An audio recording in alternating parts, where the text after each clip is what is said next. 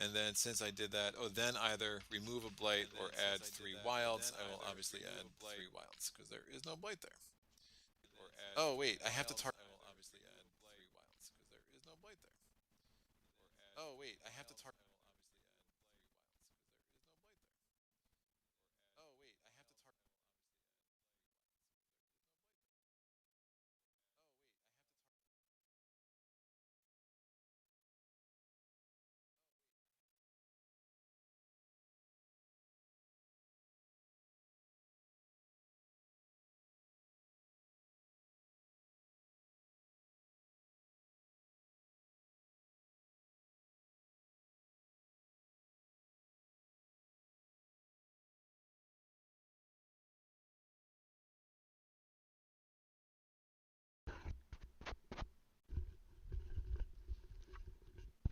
Oh, hi there, hot mic. Well, hold on. We aren't officially starting if you're watching. Stop listening.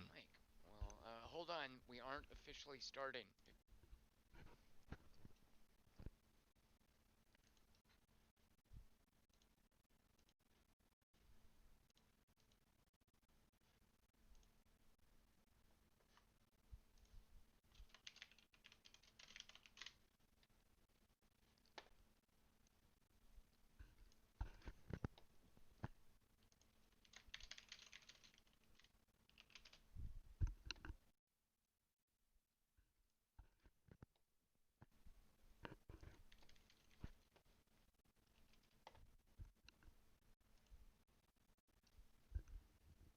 Hi there. Welcome to the quarter to three live stream of Age of Wonders Planetfall. Been playing a lot of this lately, specifically the Galactic Empire mode. Let me turn this down. All right, I haven't streamed in a while. Let me know if things break or explode or look wonky. I'll see what I can do. So the Galactic Empire mode was added in last November. When did they add this? A while ago. I am just finished a planet. We're going to start a new planet, and I'm going to play 20 turns into it. Once we select which planet we're going to, we don't even know where that is yet. So here's my empire. It's kind of small. It's a modest empire. There was still a combine. I named it. It's got a wolf paw because I guess Sarah Palin hunts wolves. At some point, I actually bona fide wrote this bio of my empire. Here are my two heroes who I have leveled up and used. Here is my faction reputation and my level in each one. 12 levels of Promethean, 0 levels of Xenoplague. I've mainly played Devar Prometheans. These are space dwarfs. Here are the relics that you can get in your empire, and I've unlocked these right here. Here are the ones I have yet to unlock. So when you unlock a relic, I'll let you see the tooltip here. Well, let's look at what I got. I just got this Progenitor Razor Claw in the last map that I played. And I can now requisition Hopper Hounds. And I can also read the lore on the Progenitor Razor Claw. Actually, I bet I can read lore even though I haven't found it. No, I cannot read the lore until I find the relic. That makes perfect sense. So look what I unlocked. You know what? I'm not going to let you read it. Unlock it on your own. Do your own work for each of the factions that you let. So here are the, what is it, 6 secret texts and what, 8 factions? Chris Marketson, thank you for the teal hexagons. 1,000 of them. Cheers. Twitch. There's also live streaming on YouTube. So I should be seeing chat in both places if you're there. If you have questions, let me know. So by being level 12 in Prometheans, look at what I've unlocked. All of this stuff. Look at what I haven't unlocked. Everything below here, from the Swelter Blade on, I have yet to unlock. And it looks like each faction goes to level 25. So yeah, so it's the 8 races, however many races, and each race and each secret tech has its own progression when you can get to level 25. And as you can see, I've got some work to do. So what we're going to do today is start a new planet by clicking near, here are the different worlds that I've conquered. Look, there's that planet and that planet and that planet. Beautiful. That's the one I just played. Virginia has like a pigpen stink cloud coming off of it, but lovely rings. So let's go to a new world. Now, whenever I click conquer new world, this is giving me, I thought it was three, but there are four of them here. Five. So for some reason, I get five planets to choose from. If I click this, it'll give me new ones. I think I lose these old ones. So theoretically, you could just bang on this button until you get something that you want. And, knock yourself out if you feel like doing that. What we're going to do today is look at what worlds we have available, and we're going to fire one of them up. So this right here, these traits, and it's not always three, is it? Like, yeah, that planet has four traits. That one's only got two, three traits. These basically determine the parameters of the map you're going to play. And they throw in little tweaks, little rules twists. Lord King of South Carolina on YouTube. Happy to see you again. Hi there. Although I've seen you in Jason McMaster's streams, so it's been less than a week. Um, these traits determine what's going on the planet, and each trait comes with an appropriate secondary objective. Now, where I got mixed up in the last map that I played is some of these secondary objectives, let me find, here we go, have little teensy victory wreath, like laurels around cups. You can see that icon there. This means if I accomplish this objective, I can throw in the towel, I can call it a win. However, this I have to see through to one of the regular victory conditions because there's no victory secondary objective. So one of the things I like about this mode is you don't have to play a full game of Planetfall through to one of the traditional victory conditions. Instead, you can play these, which tend to be much shorter. Like for instance,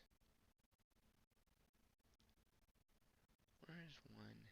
Yeah, some of these are basically time limited. Like do this within, is this the one? Yeah, here we go. So looky here. Uh, on Gauntlet 200, let's consider this. Hello, Heroic Logic. Thank you for the celebratory. That's a little dog or a bear. I think it's a bear cub. I'm gonna call that a bear cub. Lord Kosk's about to have to go to bed soon. Lord Kosk, it's very, very late. You shouldn't be up this late. And plus, as I'm sure you're all excited about, I'm sure everyone wants to get up early tomorrow to watch Zack Snyder's Justice League re-edit, right? I think it's 4 hours long. So I'm sure we're all getting rested up for that tomorrow. All right, Gauntlet 200 has a Promethean research hub and rich waters. Promethean research hub means so there are landmarks when you play Planetfall. They're either bronze, which tends to be associated with one of the resources. They are silver, which tends to be associated with one of the races, or they're gold, which tends to be good all around. In the case of Gauntlet 200, there are no gold and silver landmarks. Instead, all of them are Phoenix vaults, which I think are the Promethean landmarks. Now, as a victory condition on Gauntlet 200, instead of getting the normal diplomatic, economic, or conquest victory, we can find all of the Promethean vaults. Let's see, claiming this world's Phoenix vaults should appear. Right. So if we claim all of the vaults, that doesn't seem easy. Depends on where they're located, I guess. We can call it a win. What else is going on here? Rich waters. Additional income from every territory with a river and every territory on the ocean.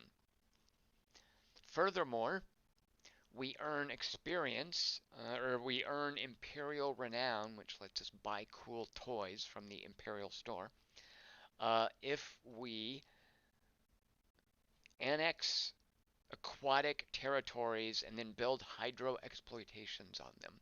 So basically, on this map, we can have a shortcut to victory by claiming the Phoenix Vaults and We earn Imperial favor by exploiting aquatic territory. And that's what's going on in Gauntlet 200. Otherwise, it is a normal, medium-sized world. It's continents. There's going to be 6 enemies there, and we play it as usual. And as we're playing, we get this multiplier to the experience that we earn, which is how you advance with each faction, because of these modifiers right here, which gives it an overall complexity of low. Not a difficulty level, complexity. Whereas if we've got something with, where's that thing with 4? Yeah, look at this overall complexity. Extremely high. Probably because there are all of these twists applied. Cult of Khonsu. The Cult of the Burning Emperor has designated this world to burn out all traces of Kor's influence. That's some lore for you right there. So there will be 3 players who are Promethean, and each player, each faction in the game is a race and a secret technology, Promethean being one of them. So there will be 3 players of indeterminate race, but all Promethean, and they're in an alliance, and they're trying to get a doomsday victory, which is the economic victory condition. And I can win as a shortcut. Celestian Commune has caught wind of the Promethean cult and their plans for this world. They've requested that you stop it. Each cult commander defeated grants me an. So I guess if I defeat all 3 of those factions, that's a victory condition. There is a relic on this world, the Inquisitor AI core. If we want to know what that relic does, easy enough. We come back here and we can look for an Inquisitor AI core. This thing, which will unlock RPR, I don't know what that stands for. RPR units, colors, liquidated, and stalkers. So if we want that, which maybe we do, we can find it on the planet of New Ionia. What else is going on here? Anomalous sites. That's where you have to send a hero and do a little kind of a text quest. You have to make a choice, basically. They're all over the place on New Ionia. Also, poor visibility on New Ionia,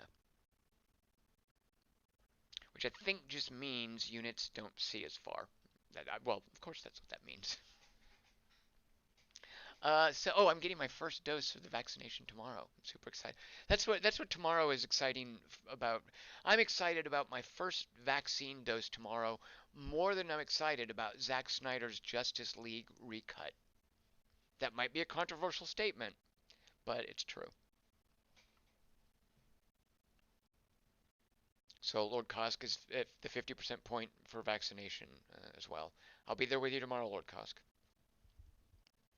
All right, so these 4 traits give us these secondary objectives. Because there are 3 Promethean factions in an alliance trying to do a doomsday victory, if we defeat them, the Celestians, they're the basically lawful good angel faction, they'll be happy with us. They'll give us additional Imperial renown to spend. Because the AI core is there, if we deny the anathema, a Heritor Lord requests the destruction of RPR forces. So each tower that we destroy, and the special trait on this planet is it's common, is these towers, these RPR towers are common. They'll spawn armies, inflict targeted, they get a special ability. So if we destroy those towers, we earn Heritor experience points. Because of the common anomalies, each survey site completed grants you a substantial Imperial renown and experience point boost. So completing the secondary objective, I don't understand what completing it means. How many survey sites do we have to do? Well, presumably once we get in the game, it'll tell us what the threshold is. So we could win on New Ionia just by running our hero around and doing the little hero quests. And finally, because of the poor visibility on New Ionia, the Synthesis faction gives us experience points and renown if we place monitoring stations. Makes sense. And this is a large world. Can we change that? We can. We can't. It's not a. Oh, it can't be small. Why was the default large? Well, fair enough. And 180% multiplier on XP as opposed to the 135% on Gauntlet 200. All right, let's look at Angelus. Scyfish. So there's a relic here, the Void Lure. The Scyfish hunting ground. So the Scyfish are are they? Yeah, they're extra dimensional fish who have Jason McMaster. Hello, he subscribed for 43 months, which he describes as effing months. Jason McMaster, 43 months is nearly 4 years. I don't even think I've known you that long. So the Psi-fish are extra-dimensional beings, and they have psionics, which is, of course, how you pronounce the word psionic. So Psi-fish have psionics, and if we go here, they're running loud. Angelus is lousy with Psi-fish. Psi-fish owned sectors are abundant. They make more demands. They're demanding, and they're at war with us. Wait, what? How are they gonna? If they're at war with me, why are they making demands of me? Because I'm just gonna fight them. I'm not gonna try to make peace with them. All right, so the Psi-fish hunting grounds will give us our void lure. And let's see, the void, which is where the Psi-fish are from, it makes sense that when they punch into our dimension, they cause leaks that bring in a lot of cosmite. Cosmite being the resource that you need for the special unit mods. And also for colonizers, you need cosmite to build a colonizer. So the void leaks into reality on this world, spawning plentiful sources of cosmite, but also bringing with it volatile void storms. A void storm is a hazard. It is a malice that applies when you incorporate a sector into one of your colonies. If it's got a void storm on it, you're going to have to clean it up. Otherwise, it's going to make people unhappy and do bad things as part of your colony. So, what do we earn from? What are our secondary objectives from these traits? Capable pets. The Cynumbra. That's a faction or a secret technology I don't know very well, which I actually kind of want to play with. The Cynumbra respect those with an aptitude for manipulation. Asserting your dominance over the Psi-fish should impress the disciples of the Abyss. So for each Psi-fish dwelling that I claim, I get a reward. And I guess claim can mean, obviously that means conquest, but can I diplomatically claim it? Yeah, that works as well. Okay, so by incorporating the Psi-fish dwellings, and I don't know how many are on a planet. Probably at least two. I'm guessing it depends on world size. Can I turn this down to small? I can't. Not even an option. I can turn it to medium. I'm not going to mess with these though. Actually, does it change in? No, it doesn't. Can I change the player number? What? That feels like cheating. I'm going to leave it where it was. I know you can change the opponent level. Like, looky here, game intensity and opponent level. If I go to extreme difficulty, there's an XP boost. Which is another thing I really like about this Galactic Empires mode, is there's an incentive to play at harder difficulty levels that does not exist in the core game. So if we make pets of the Psi-fish, the Cynumbra will reward us. Mine for the taking. Each sector containing a Cosmite node claimed grants me a bonus. Oh yeah, because there's Cosmite nodes everywhere that the Psi-fish brought with them, with their psionic powers. So each one I claim. Okay, so basically hunt down the Psi-fish dwellings and claim Cosmite node sectors, which are common. Mildly complex. Jill Ventus.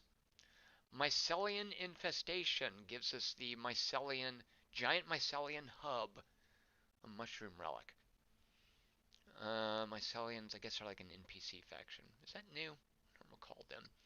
There are two aggressive Kirko factions, and they're buddies with each other, alright? And the surface offers many sources for sustenance and spare parts, so unit upkeep is halved in. And our secondary objectives recover each mycelium spawner. Okay, yeah, so they are like a wildlife faction. And if we destroy their spawners, we get experience points. Suppress the scum. Each Kirko faction we defeat gives us a bonus. If we defeat both of them, we can take a victory. And look at this, defeating another empire before turn 20 grants you a massive Imperial renown and experience boost. I don't know that I can defeat someone by turn 20. It seems difficult. Finally, we have Ianua Mortem. Extremely high complexity. Alright. Embraced by the void. So, there is basically no ocean, there is only untraversable void. Now, I'm right away noticing a discrepancy. It says this world consists of several continents, but the landmass type is Pangea, and I can't change it. I assume that's taken into account. Because the idea is they're separate continents, and instead of ocean that you can cross with naval units, or your land units, they just get on little rafts and float across water, you have to find teleporters that connect the continents. But how would that work on a Pangea landmass? I do not know the answer to that. All neutral and NPC factions have camo, alright. So we'd be stumbling into a lot of battles. And research knows, so basically research bonus spots are common, whereas production and energy bonus spots are not. Secondary objectives, none as a victory condition. You know, I kind of want to go beat up on the Pasonic fish. I want to do this one. So let's do this and basically set as our goal tracking down the Psyfish dwellings.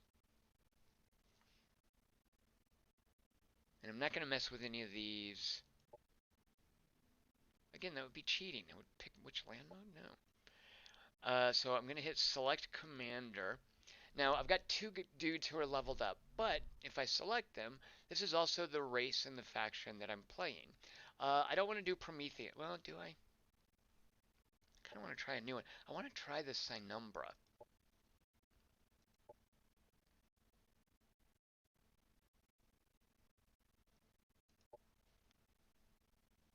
So here are all of the Sinumbra. Well, let me pick a race first. So I know I don't want to be the Devar. I've played a ton of Vanguards. The Lizards and the Oathbound are new. I actually have not played much Planetfall since they were added. Actually, you know, I want to be the Zombies. So these are like the Cyborg, Isle of Misfit Toys guys. Uh, and they kind of go with this. Oh, well, that narrows down the choice. So Heritor is like the zombie faction. They steal mind energy from people and then they use it to power their special abilities. They have this whole essence charge conceit.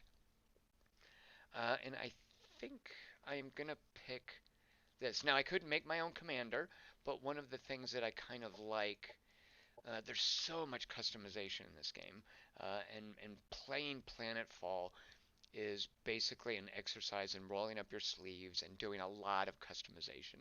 So you can do that with your hero as well, but I kind of like this idea of a galaxy with a fixed cast of characters. Um, so I am going to choose her, him, her. Yeah, that's a chick. I guess it's a chick. Marcus, and yes, they do look evil, but really I'm sure they're just misunderstood. Ebra Quetzal. Quetzal. Ebra Quetzal is her name. She's not evil.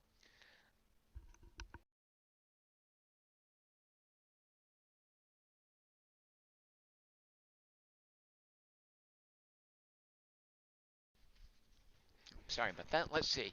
Let's see what she is. She comes with okay, a pistol and a grenade. Big whoop. Star Union Scholar. Her secret tech is cheaper to research. I like that. And a bonus for pickups, sites, and structures rewards. Okay. And a data I like. She doesn't have a weakness. I like that she did not take a weakness.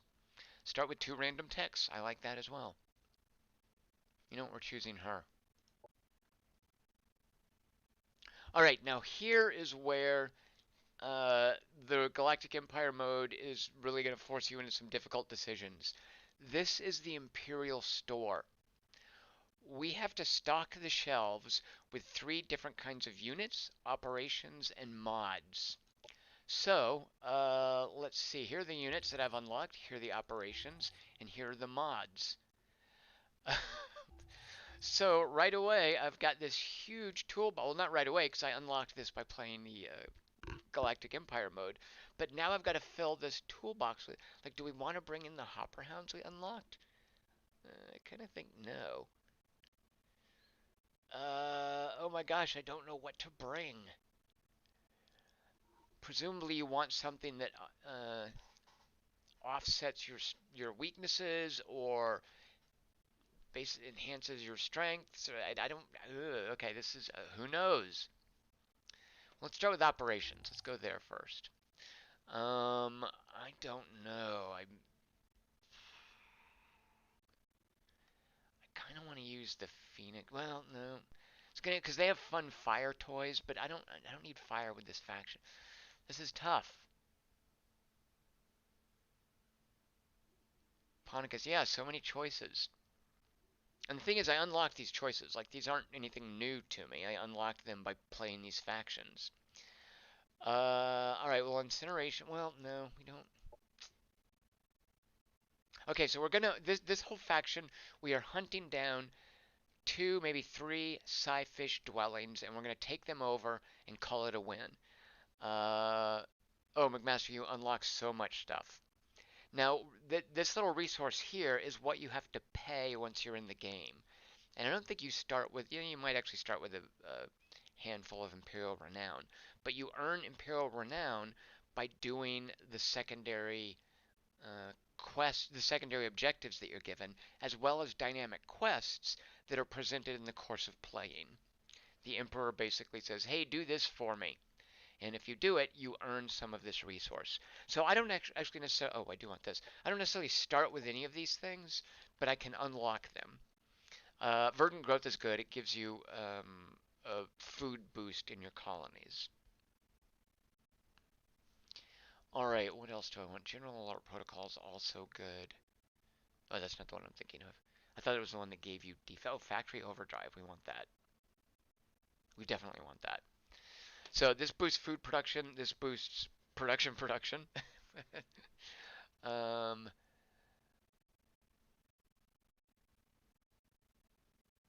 these little plasmoid things are fun. What's a nanite support station?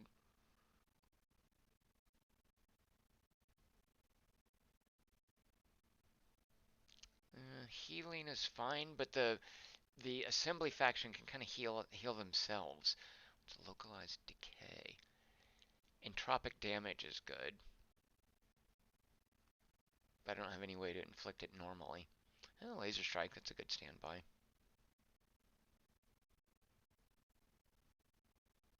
Yeah, what's this?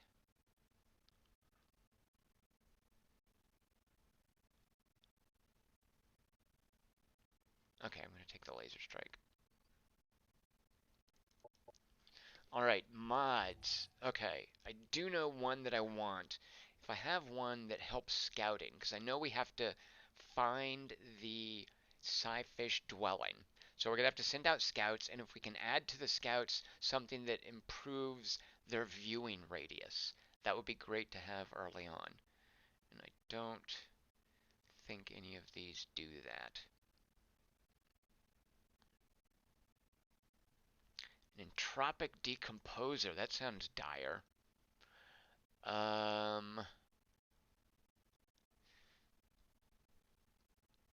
Blinding is fun. Again, I may never use any of these. Mm. Well, look at this. You can turn psionic damage to fire damage.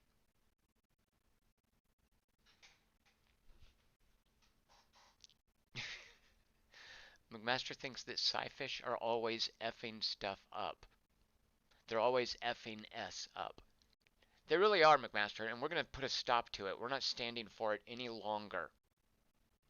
We are going to find... What's a sci-fish's weakness?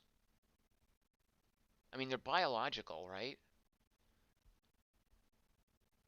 I mean, we know they're not cyborgs or mechanical.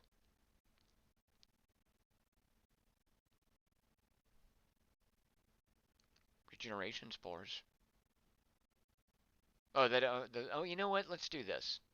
Okay, I'm adding regenerate. I tried this last game and didn't use it. I'm adding regeneration spores, which can only be applied to plants and bees.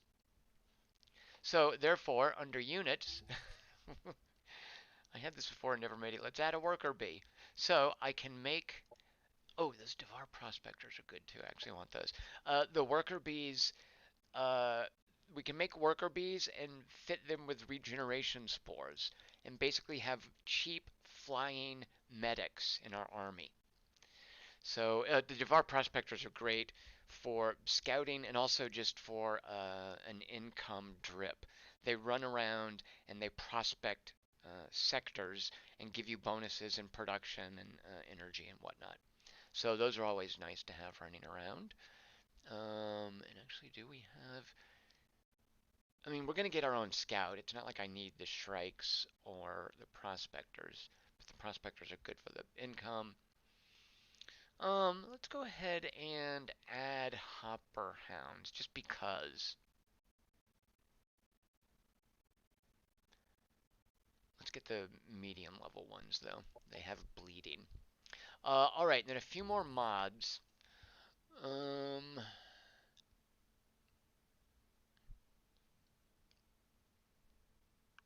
Tenet of Tranquility. Stagger resistance is a big deal. The unit's now considered enlightened, and that's important because I think it's a Celestian thing. Uh, the Celestians can inflict soul burn on enemies, and that means they take more damage from enlightened creatures. So basically, if you have an army of tranquil creatures, they're better against soul burned enemies. Uh, I'm a sci-fisher of men, like the disciples. Is that right, McMaster? I don't know. What the mantra of clarity? Psionic attacks make units easier to hit. Psionic buffs. So this will be good for us later once we get Psi-Fish helping us. Or if we're playing Psi-Numbra. In which case I assume we get that anyway. I don't know what to take, you guys. Alright, well, Sprouting Infestation I was told was good, which obviously it is, because look, it costs 400 renown. And let's take Tactical Hazard Immunity, because there are void storms here. We know that from the Cosmite bounty. It causes, yeah, void storms are hazard, or void storm hazards are common. All right, here we go. You guys ready to land on what planet? Angelus? That's an Elliott Smith song, isn't it? Angelus. All right. I'm not gonna read the flavor text there. You know what? Maybe I will. No, I won't. Destruction breeds creation. Yeah, that definitely sounds like an evil thing.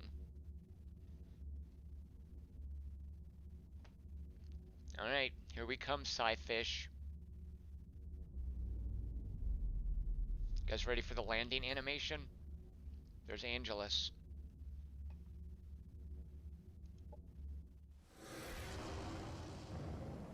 There's our assembly colony, starter colony landing. Boom, and we're in. Alright, I'm going to play through 20 turns of this. What have we got? Nothing really that I can tell. We're on a coast. Our settlement is called Zypher Core. All right, you know what? I'm going to stick with that name. Here is Ebra Questal. There's our little scout dude, which is one of these things. Look how Warhammer that looks. Inspectors.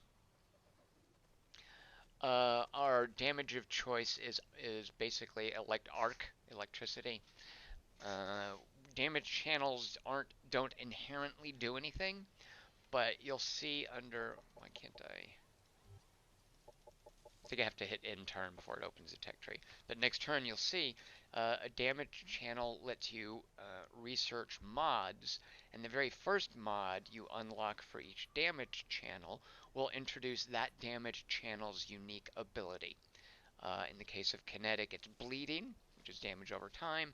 Burning is also damage over time for fire damage channels. For the arc damage channel, you electrify creatures, which causes them to basically have a reduced chance to hit.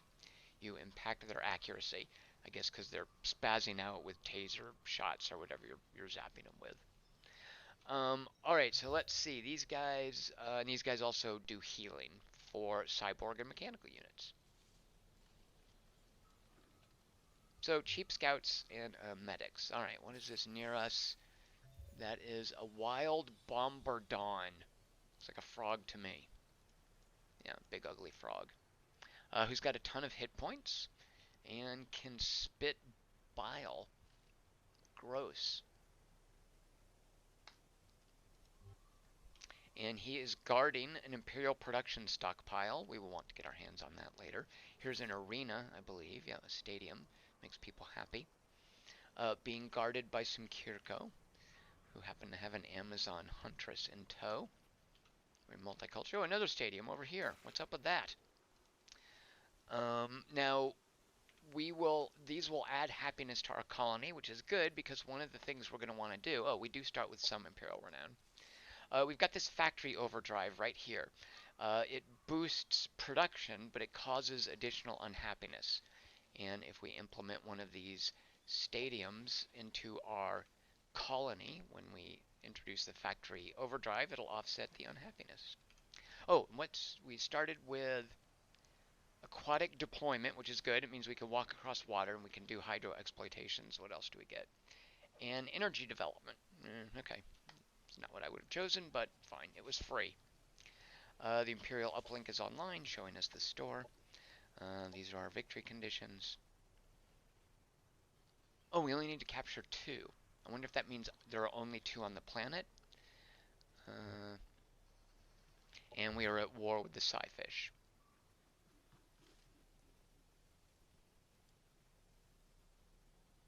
So who's giving us this reward? War's broken out with the Psyfish. They have many enemies on this planet who will reward us for their annihilation.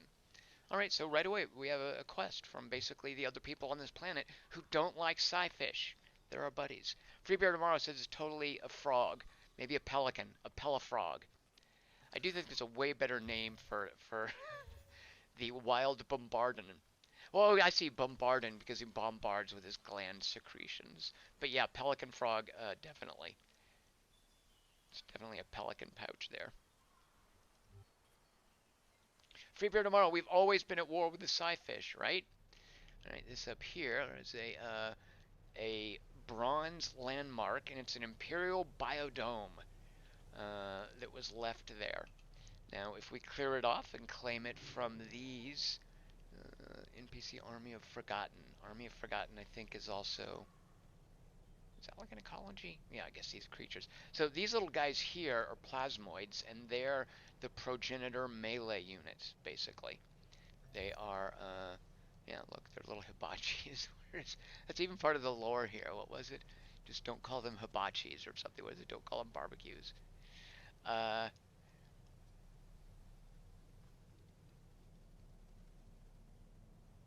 yeah, Specialist Verlin calls it her walking barbecue grill. So these Army of Forgotten things here. Oh, look at that guy. A Golem, a Serpion, and a Shattered Ark. Alright, well, it's going to be a while before we can deal with them, but at any rate, they're sitting on a great source of food for us. would have been nice to have early on. All right, so let's start exploring. We have no idea, actually, do we? Yeah, we know where the edges of the map are. All right, so we're kind of on the northish end of the map. Let's just start coming down here, seeing what we can see.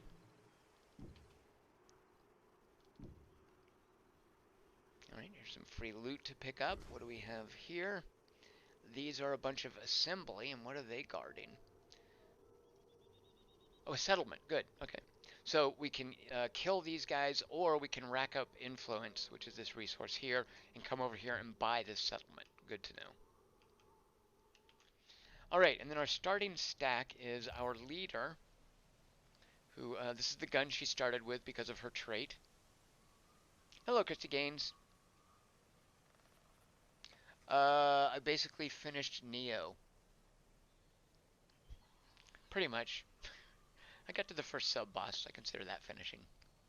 So she starts with arc grenades and this arc, what is it, an arc projector. So it's just basically a badass lightning Gatling gun. And I haven't leveled her up at all, so she has no special abilities. The ones she'll be able to buy with skill points are based on the fact that she is assembly, and that's her race, and Heritor is her secret tech. So we've got this whole menu of things. You know, this whole, everybody gets, yeah, we have this whole menu of things we can eventually buy, but we have to level up first. For now, she's got 50 hit points, 3 points of armor. She has here is our secret tech unit. We'll jump past that for now. Here are my basic, they're called my core units, and they are basically zombies with shotguns. Their special ability is as they hit things with their claws, they heal themselves up. They're eating the stuff that they're fighting. Um, Unlike other factions' core units, they have reduced range because their shotguns are shorter range. But the advantage of a shotgun is that it will, as it hits things and damages them, it knocks their action points away. The concept of staggering in Planetfall is huge. Staggering, it's like people hate stun lock in brawlers and fight in action games. Staggering is the turn-based equivalent of that. And the assembly scavengers are good at staggering because they've got the shotguns and they've got claws. All melee attacks tend to stagger. Furthermore, all melee attacks ignore shielding, which is good. So here are my guys. They heal themselves up with melee. They've got shotguns. And that's pretty much it. Later on, we can add mods, which will let them do cool things. One of the mods you can get, by the way, will turn our kinetic damage, which is what shotguns and claws do, into electrical damage, which we can then further mod to take advantage of the special ability of electrical damage to shock enemies. Alright, so those are our basic guys. We've got two of them. For some reason, this dude, I guess is our medic, is in the stack. I'm going to remove him from the stack and send him off scouting in the other direction.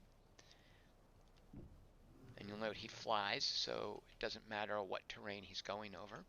Alright, a couple of things up here. Another stadium. Man, why are there so many stadiums on this planet? They loved sports up here. This DNA vault. A bonus to food and research. I want that. Unfortunately, I have to go in and liberate it with a single stack. Chappers, hello there. Jason McMaster, I like how if you compare my streams to Tom, I would have played 6 missions by now, angrily growling at the AI. This is a very much a Tom splaining stream. I'm going to get through 20 turns, though. If it takes me all night, I'm going to hit turn 20. Alright, so again, we won't get that anytime soon. What you can do in this game, I'll do it next turn, but you can initiate a battle there to see what's there, and then just back out of the battle. Alright, let's move these guys. Let's come down here and grab this free stuff. And we can also fight these guys.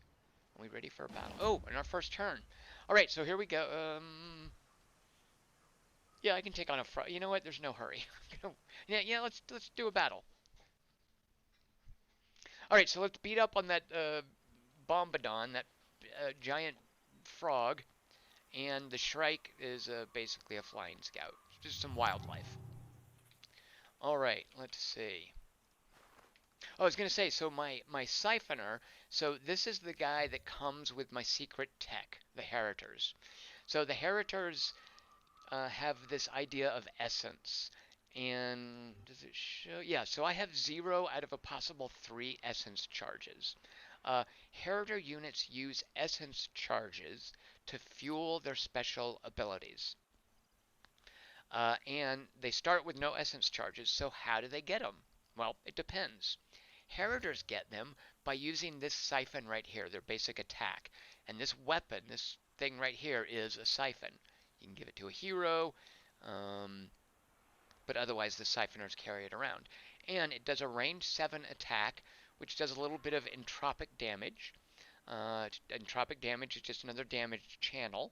There's nothing inherently special about it, except that there's no creatures are vulnerable or resistant to entropic damage. Like biological creatures, I think actually plant creatures are inherently vulnerable to burning damage, for instance. But entropic damage and mineral creatures are resistant to burning damage. And I know that because I was just playing a game where I was focusing on burning damage, on fire damage. Here, entropic damage, nobody's resistant to it.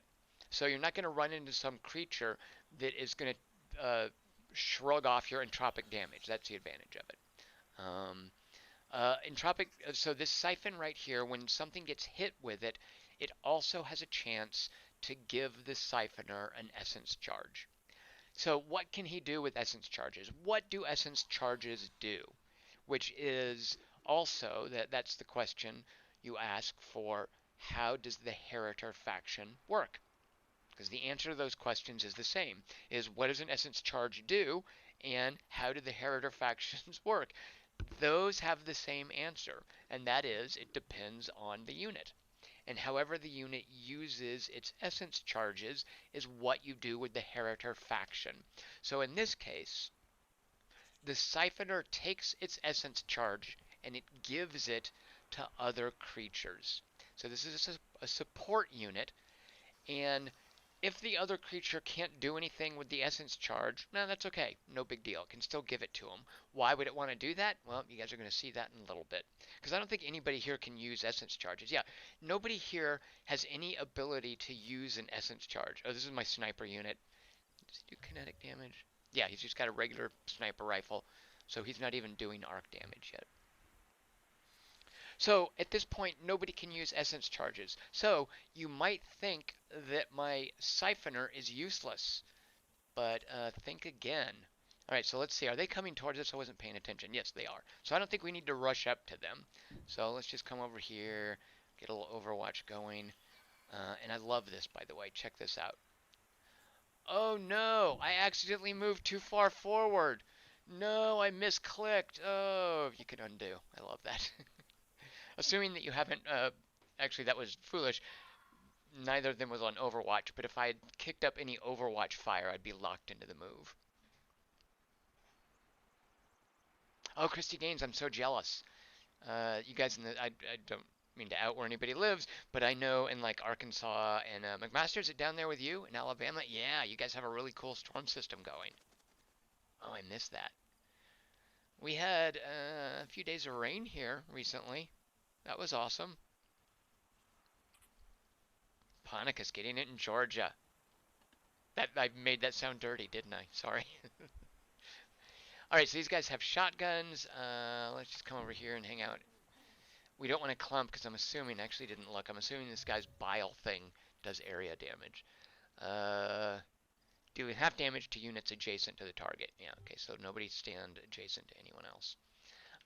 You swing out here, and then you guys can come around over here. Actually, is that behind cover? I wanted them to stand behind cover. Yes, it's behind low cover. And then, oh shoot.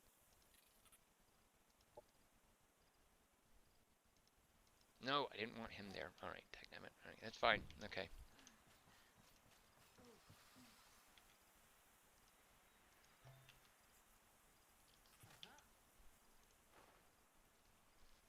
and this guy's just going to hang out because I think they're going to get one closer. All right, so basically we're hanging fire because I think they're going to come towards me. Sometimes they don't. Nope, they're not. I have to move towards them. All right, jerks, fine. To be fair, I was the aggressor. I did attack this stack. All right. Let's move up our melee guys on the flanks. So the thing with sniper shots, you can see here, a sniper shot takes all of these units. Do I need to explain basic combat? Just to explain the thing with sniper shots, all units get 3 action points. If you use an action point to move, that's fine. You just can't use it to then do an action, which in a lot of cases, no big deal, because in the instance of these guys, they can use 2 action points to move forward. Any action points left over will work with their claw slash or their shotgun fire. The problem with a sniper rifle is if you move more than 1 space, you can always move 1 space for free. I can move anybody 1 space, it's not going to take up their action points. If you use any of your action points in movement, you can't use it to fire your sniper shot. Snipers need all 3 action points to fire. However, some snipers come with a snapshot, and that's the case here. The Vorpal sniper has a blinding snapshot. It's a snapshot, meaning it's not like his full sniper shot. What's the difference? Does it just not do as much damage? Yeah, it does about half the damage. Does exactly half the damage, but more importantly, it has a chance to blind the target. And a blinded target is at minus 40% accuracy, so it's less likely to hit. So we are going to walk up here, and we're going to... Why can I not get within range? Guess he's not close enough. Well, we can't get close enough to do a snapshot at anything. What is this? Oh, concussions are great too, because a concussion basically means a unit can't do anything. Oh, and okay, so here's a great shot. Basically, this is like suppressing fire. And I love how Planetfall has a really so many like shooters and strategy games don't really model suppressing fire. I love how that works in this game. Like there's a lot of stuff with suppressing fire here. Vinwraith, hello. Alright, so we can't do much with these guys, so we'll just bring them up here into half cover. Maybe next turn we can. Here's my main guy. Excuse me, gal. Yeah, she's totally a chick. And then the Heritor. Actually, could I have taken a shot? I could have. 25% chance to hit there. I also love this. Look, 25% chance to hit the Shrike. If I do hit it, you can see how much damage I will do as a proportion of his hit point bar. You can see also I have a 40% chance to electrify the Shrike. I thought I didn't have... How come I'm getting to electrify? Oh, this is a facet of the arc projector. Okay. The arc projector has a chance to electrify the Shrike, which means the Shrike has a reduced chance to hit. Now, why do I only have a 25% chance to hit? What's up with that? Check this out. Minus 10% for flying, minus 25% because it went into defensive mode. It had an action point left over, and minus 30% because I'm at long range. I am just going to go ahead and take a pot shot at that thing. Okay, it resisted, so I did 4 points of damage, but it resisted the electrification, so it's not electrified. And check this out, too. I can even look at what die rolls it rolled for its resistance and for my to hit. Alright, who else? And then let's bring the Vorpal Snipe. How did I burn some of his action points already? Dagnabbit. That's what I get for Tom-splaining. Alright, let's just come up here and see if we can try to blind someone. We can... Oh, yeah, okay. Oh, you know what? Okay, there. And we blinded the Shrike. Check this out. Blinded, minus 40% chance to hit. So a blinded Shrike and a grazed Bombardon. And now it's their turn. Let's see what they got. What's this? Miss. Okay, it didn't miss. And it also staggered us. All melee attacks have stagger. Alright, oh man, they killed it. Shoot a dang monkey. I knew I should have waited for reinforcements. Alright, I'm not happy about this. Alright, shotgun. And it looks like it has impact. Oh, I think it's massive, so heavy. Yeah, so it has stagger resistance. Alright, so our shotgun's not going to stagger it, but it will hurt it.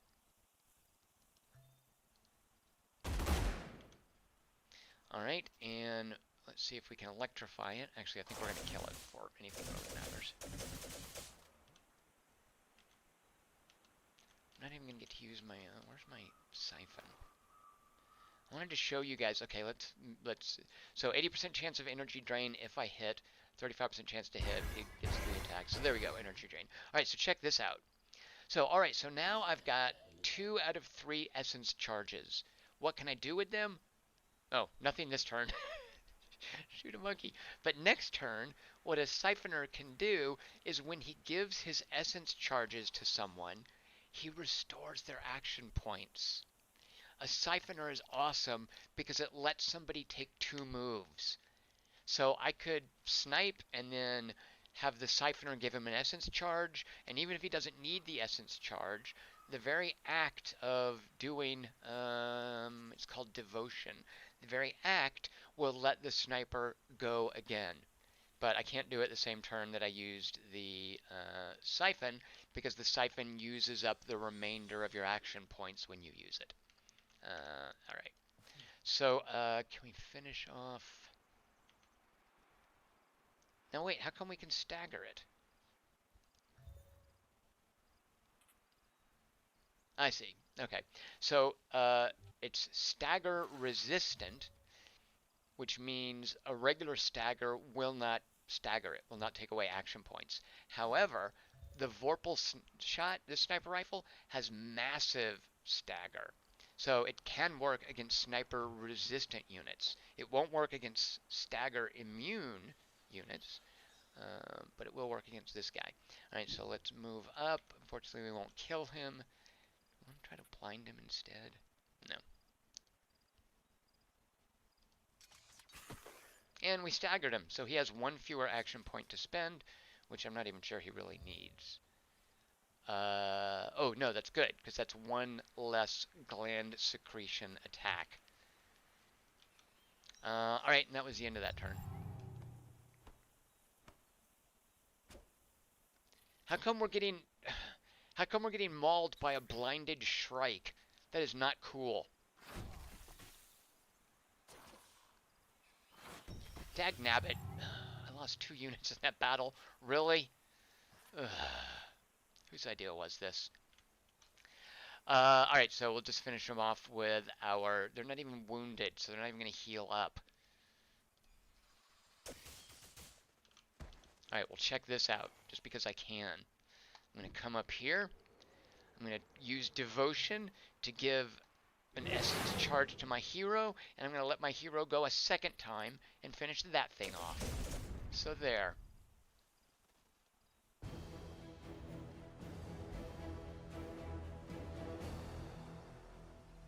That was really terrible, to lose both of my core.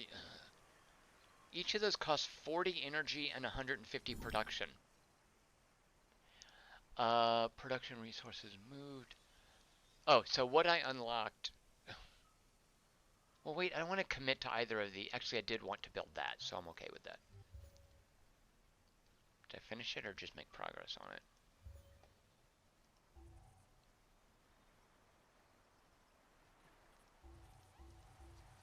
I finished it. There, yeah. All right. So what I found here, the production, it was an Imperial production stash, if you recall. It gave me basically a one-time dump of production points. And because I didn't queue anything up, I had to choose what basically to build in the first turn. So this is now a production colony.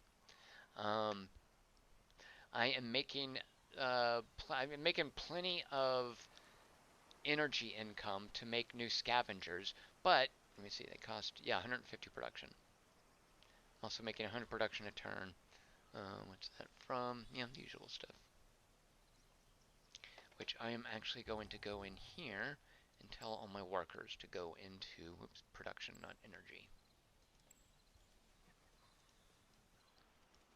And I guess we need to crank out more of these. Let's see what else. Yeah, we're just cranking out core units. All right, so that is it. This guy still has some movement left. I'm not going to be able to free this stupid stadium anytime soon. We'll come down here. So here's a survey site. We can go there with our hero, and we can pick up this free loot. That's the free tech I got. That's the other free tech I got. And I am ending my first turn. Yes, sir, 1987. I'm playing on normal difficulty. Which was, true story, had previously been labeled hard difficulty when the game initially came out. But they renamed them for reasons that I don't pretend to understand. Chappers UK says I normally play on baby difficulty. I do not, unless there's an incentive to change the difficulty level in a game. I just don't touch it. If the developers don't, if they want to give me an incentive to change it, I am happy to do it. But barring that, it stays where it is. And if there's an issue with the game being too easy or too hard, well, that's on them. Alright, let's pick up some loot. More production. Actually, yep, so that'll just go towards making this stuff more quickly at our home base. Let's keep scouting now. What do we have here? There's one of the Cosmite stashes. I actually want to see what those Void Storms do. Is this one of them? No, I have not seen one yet.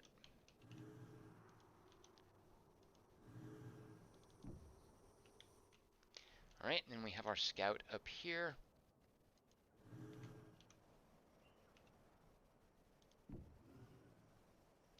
Grab some more loot. DIY methods. You discover that this transport was carrying blueprints and materials to make 2 different weapons.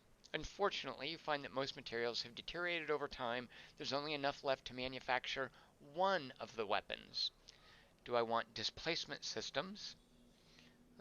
It is a shield mod, tier 3, I like that. Or a smog sniper, tier 2 sniper weapon. Good against flying units. Or do I want to ignore the blueprints and take a production bonus? So +2 shielding is nothing to sneeze at. Makes it seem as if the small distance unit's 25% chance harder to... Oh, I do like that. Can only be applied to infantry. I do like the idea of shielding my scavengers. I kind of want to take that mod. Alright, and we will continue to explore.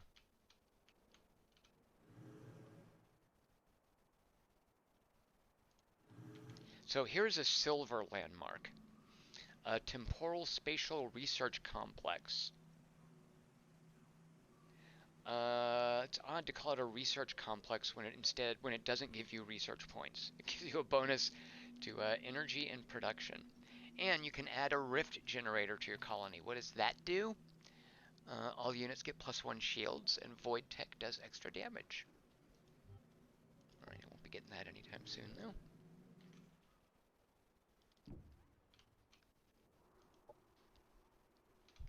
Alright, these guys are going to head on down towards that anomaly.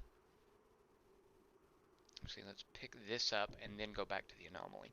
Alright, so now here we talk about difficult choices. Let's now research stuff.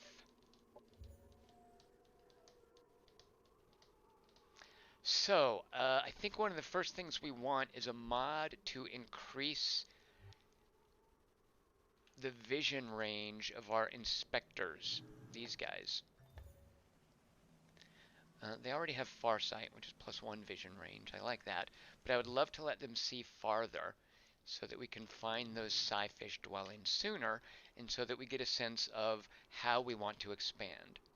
So, let's look for a mod that does that. It's not going to be in damage channels generally. You'd think it would be in advanced bionics. It is not. Yeah, there we go. All right, ocular implants. And that's tier 3, so it's going to take a while to get that. Of course, we'll get more research going. So let's start with advanced bionics. What will that give us? Basically healing claws, which our scavengers already have, and a corpse processor. Destroy a target corpse and heal for 30 health. Oh, that looks good. So basically eat corpses on the battle, and remote system purge, a tactical op. Removes all status effects from cyborg units. Alright, so basically it tends to be called like purify or cleanse, but it's system purge for our cyborg units. Alright, so we're researching that, and then for, oh yeah, why couldn't some of our fun starting techs have been over here? I didn't need that. What do these do? I do like, let's get started on this. Actually, we don't, yeah, so this is just going to give us extra happiness and extra defenses. I don't think anything is coming after us, or we can start on ops. Let's do this. So the assembly have the ability to gain research from battles. So we're going to want to implement that as soon as we can. And that was our turn. So turn 2 out of 20.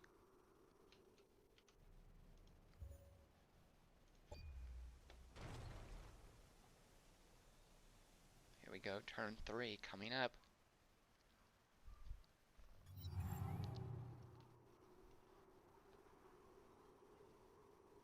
Oh, sweet, I have some of that, do you want to be famous, spam things in Twitch. How do I get rid of that, even? Oh, whoops. Accidentally almost, subscribed to his channel. I don't know how to get rid of that. I should probably give myself, mod powers. There we go.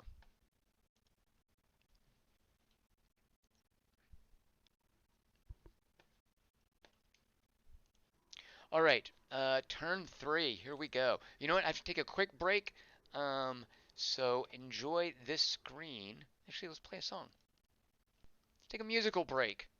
How about...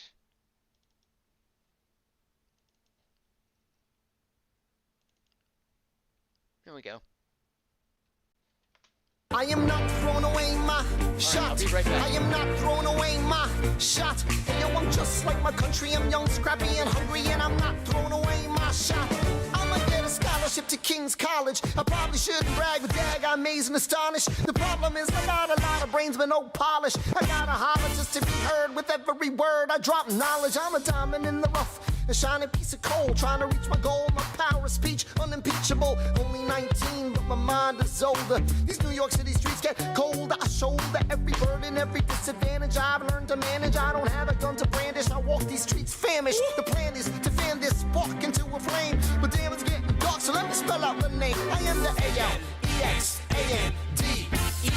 We are meant to be a colony that runs independently. Meanwhile, Britain keeps shitting on us endlessly. Essentially, they tax us relentlessly. Then King George turns around, runs a spending spree. He ain't never gonna set his descendants free. So there will be a revolution in this century.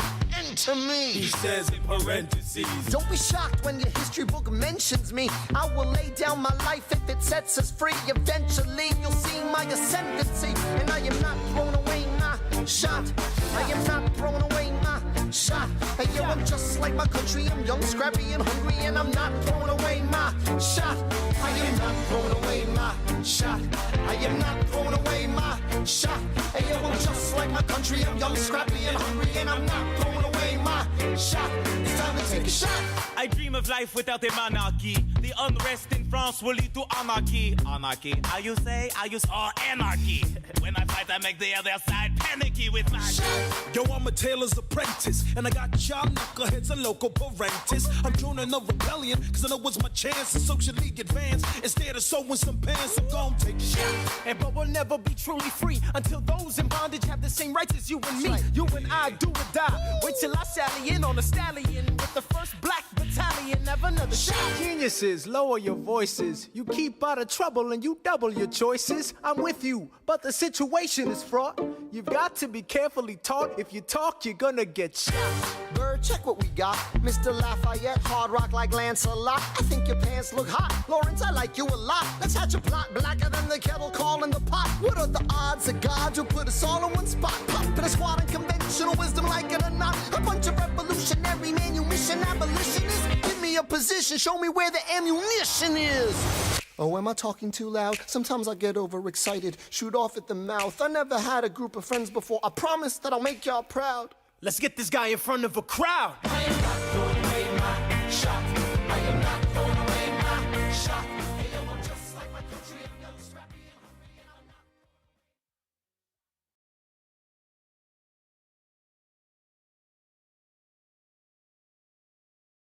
All right, we're back. Okay, let's see. We are scouting. Let's come down here, pick up these goodies. Cosmite, delicious. Then come back up here. Oh, we're out of movement. We'll go there next turn. We're doing more exploring. Was this defended? Obviously, I would have picked it up, right? Speaking of stuff to pick up, delicious. 49 energy. I will gladly take it. Yeah, there's land. It looks like there's land out here.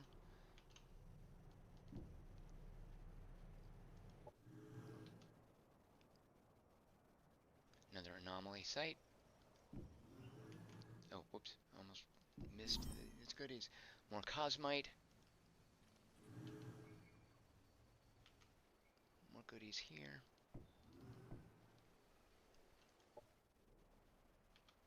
The reinforcements. And end turn.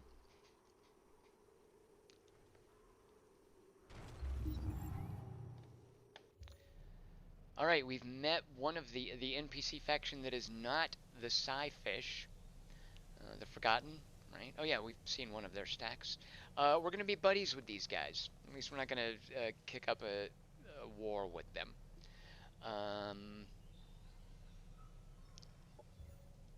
Let's see what their first quest. We need more essence to sustain ourselves, they say. Hey, we're in the essence business. Hi there, guys. Contributions are hard to find. We signed a contract with willing volunteers. Valuables for essence. They took our supplies, but they refused to grant us essence. So these guys, someone reneged on their contract. Uncool. Let's enforce it. So the Forgotten tell us we must feed. We may be slow, but you're not. Hunt them. We trust you to make them keep their contract. All right, there's a stack of 4 units we're going to kill. If we do, we get this dumb sword, which we're not even going to use. We can sell it. Don't tell them. But when they gift it to us, we're going to return it for energy. But more importantly, we get favor with them, we get some influence, and we're going to get 40 points of production. Alright, and the stack of 4 units is over here, but we'll get with it later. We've got 10 turns to catch up with them and deal with and hunt them down. For now, let's see what this is. Our scanners have detected a faint signal of unknown origin, seemingly emerging from deep within a glacier. If we burn through the ice, we could locate the signal's origin. So we're going to burn 3 turns burning through the ice, which is fine because we're waiting for reinforcements to catch up with us. Like that guy. One of the NPCs has already done 2 quests for an NPC faction. Uncool. Hope it's not the Psyfish. We don't want anyone making friends with the Psyfish. Alright, let's pick up some more Cosmite. And continue exploring.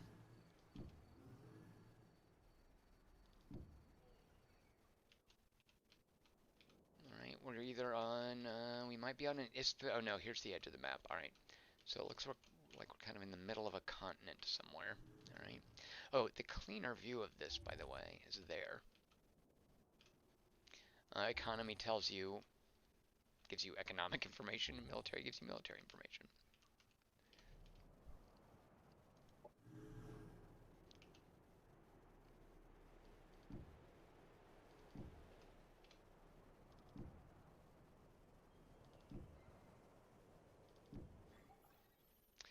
Alright, this guy. He was in my last game. He was compassionate and I forget what else. I actually beat him in the last game. So these are the Shikarn. They are they're lizards who are good at espionage, and we're not gonna antagonize them yet.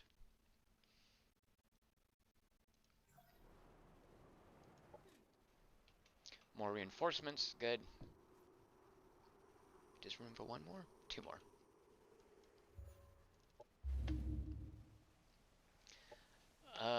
These are just basically quests that we unlock, and they are all listed here. You can see there's a bunch of them that aren't available yet because we haven't done the prerequisites. Here's a Forgotten Dwelling. Deprivation Catacomb. It's a pretty foreboding name. That's a terrible name. It's not very inviting. I bet the Chamber of Commerce hates having to sell that. Come down to the Deprivation Catacomb. It's fun for the whole family.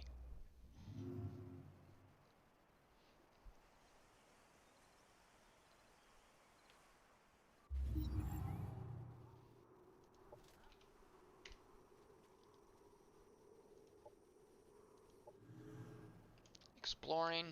Look at that Mega Sow. Is that what that thing's called? It's on a crash research ship. Yeah, look at that Mega Sow. That is... No, it's just heavy. So not stagger immune, but stagger resistant. That evil cow pig. You know what? Where I grew up... I grew up in Arkansas, and the football team in Arkansas was the Razorbacks. And they loved stuff like this. Like big, mean, evil-looking warthogs. But to me, Razorbacks, I think it's an Australian director named Russell Mulcahy, I'm pretty sure it was him, did a movie in the 80s called Razorback. Freebeard Tomorrow says, that is one ripped pig, right? And the movie in the 80s, Razorback, was basically Jaws, but with a warthog set in Australia. And actually, I haven't seen Razorback in forever, but I recall it's like actually good 80s like creature feature movie making. I love Razorback, the movie. You know, maybe I'll go watch that later tonight. In celebration of the Mega Sow. Shoot, what was the thing that unlocked Mega Sows? Now I want to get a Mega Sow army going in this. Alright, what are we doing? We're exploring. Let's explore. Now, one thing we know. See this Mega Sow? Watch this. Wait, let me make sure that's nothing that I can... Yeah. See this Mega Sow? I can go right up next to it. And you might think, oh my god, Tom, that Mega Sow is going to attack your inspector. Get him out of there. But guess what? It won't, because he's defending a crashed research ship.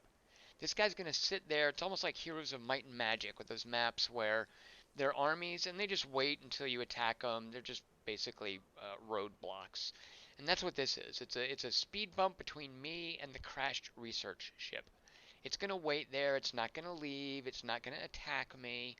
Stuff that will attack you appears differently. That, by the way, is what this is. This is a moving stack. This is something moving in here, whereas this is something stationary. So if I end my turn here, the Megasow and his army, which includes a couple of a Harrier, a Shrike, and a rabid piglet. Look at that! Look at their Google eyes. Oh my gosh, I do love the artwork in this game. They will not come attack me because they're busy camped out on this research ship. So I'm safe standing there. Alright, let's come over here. And we'll swing by and pick up, is that energy? Yeah, we'll pick up that energy later. Alright. Coming down here. And you can too see, like you can unfog using the mini-map. You can pull back and you can, I guess, still see here. But we've basically got this arm of fog that we want to clear. So let's come down here.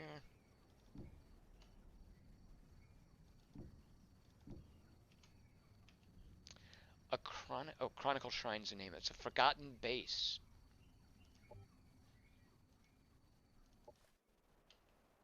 Alright, then the last of our reinforcements will apply just as we're finished burning through the ice. And then with a full stack, we can come over here and beat up on these guys who reneged on their contract. What are we building next? So I think just cranking out until we... Another scout? No, you know what? Let's get more scavengers going.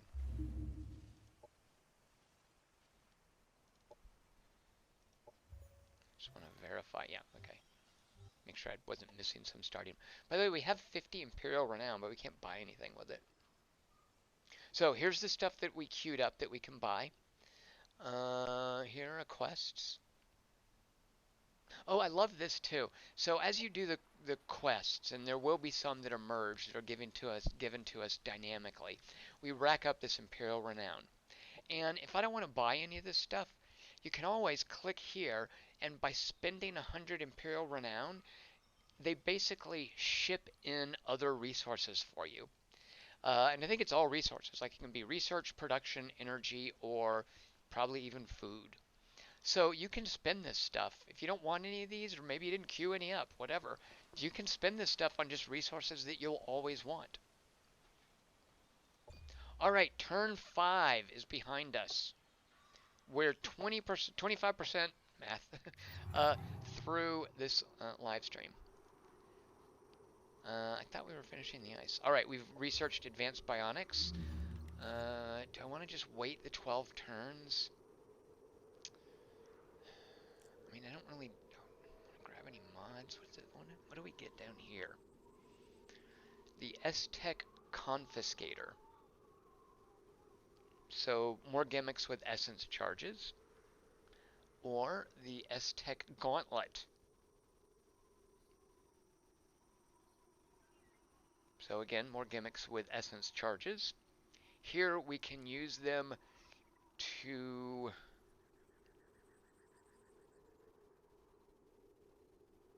Oh, I see. Essence Expulsion. We basically use an action point and blow up all of our essence charges. Yeah, to do damage to adjacent units and stagger them. Alright. Whereas the Essence Focus adds to your percent chance to hit.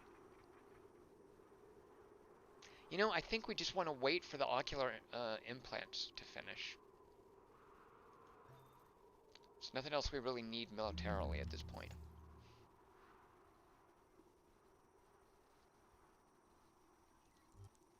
Alright, so, oh, and now we've got efficient scavenging, so we need to launch a doctrine before I forget that. Scavengers, rewards from clearing structures are increased. I like that, but battlefield autopsies, after winning a tactical combat, gain 4 research for each enemy killed, multiplied by their tier. That doesn't sound like much. I think we need to start off with scavengers. Alright, so that's going to take another turn to prime, and that'll use our 1 doctrine slot. And what else? We can annex a sector, which we can't unless we take that water sector. We don't want water sectors, do we? No, that was one of the other planets. And I think it takes influence, right? Oh, no, it doesn't. Yeah, I would love to get this food sector for starters, but that's not going to happen. We're not going to be able to clear it. So here's a food sector. So the resources you get from a sector, and this is a lot less esoteric it was than when the game first came out. But the way it works now is the resources you get from a sector. Any sector has 2 types of terrain. Basically, there's the underlying terrain and there's whatever is on the surface. So if we look at Forest Central, the 2 types of terrain here are Arcadian, that just basically means Terran, lush, and forest. Each type of terrain gives you a different resource. So from Arcadian, we would get energy and food. From forests, we get production and food. If we claim this sector, we can exploit it, which you want to do. It basically means build on it, to give us 1 type of resource. If we exploit it for food, it's working doubly because we're getting food from the Arcadian and the forest terrain. However, if we exploit it for research, we're getting bupkis because this is not good terrain for research. If we exploit it for energy, the Arcadian helps us, but the forest does not. Whereas for production, the forest helps, but the Arcadian doesn't. So that's why when you zoom out, this has two food icons, one energy icon, and one production icon. What I would love is extra production to start with, but that's not an option for us. So we're going to go ahead and annex this. And we'll exploit it for food, and that'll speed up the growth of this colony. All right, we can now, right, it's a task we can accomplish. Why is someone unhappy? We have a unit with low morale. What's that about? All right, who's the Debbie Downer here? Why are you bummed out? Oh, he's in a sector. Yeah, he's in an he's in an abyssal sector. Let me see if I can zoom out and see it. Yeah, so see this right here? An abyssal tear. It's a hazard in Lavix 3. Oh, no, sorry, in Chronicle Shrine. And what it means is anybody here is at minus 300 morale. So his morale is bummed. He's really bummed out to be exploring Chronicle Shrine where there's an abyssal tear. And that doesn't really mean much. At this level, I don't think there's a chance that he'll desert until it hits negative 400. But if I have a battle with him, he has a 20% chance to basically reduce the effect, basically miss his attacks. Free beer tomorrow. Yeah, I said that before. It's like Warhammer 4K, right? Look at that thing. All those skulls. But no, it's not Warhammer. It's not a beholder. It's an inspector.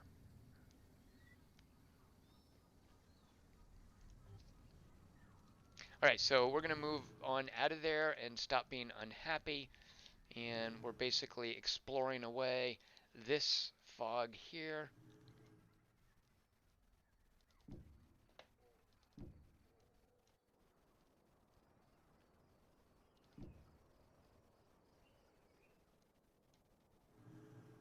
Do you see farther on mountains? I think I would know that by now. I actually don't.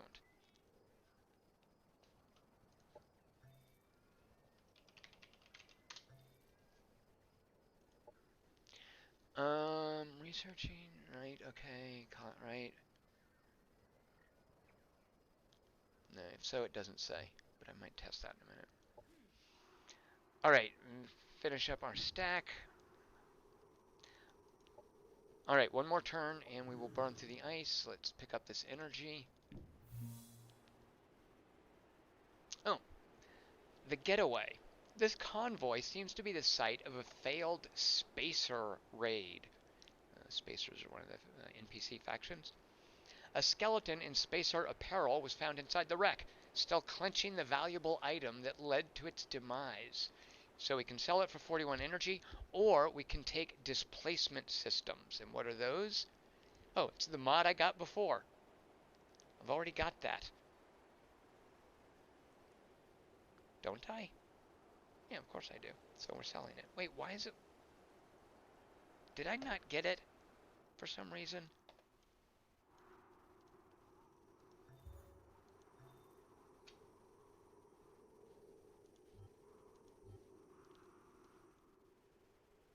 Shoot, where did it go? I guess I didn't get it before.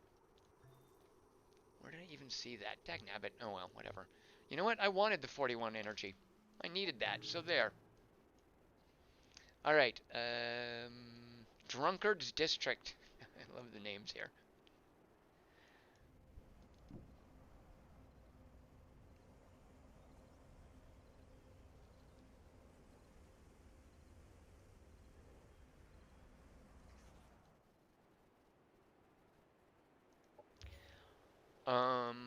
Right, so now we want to research food development because we're about to improve.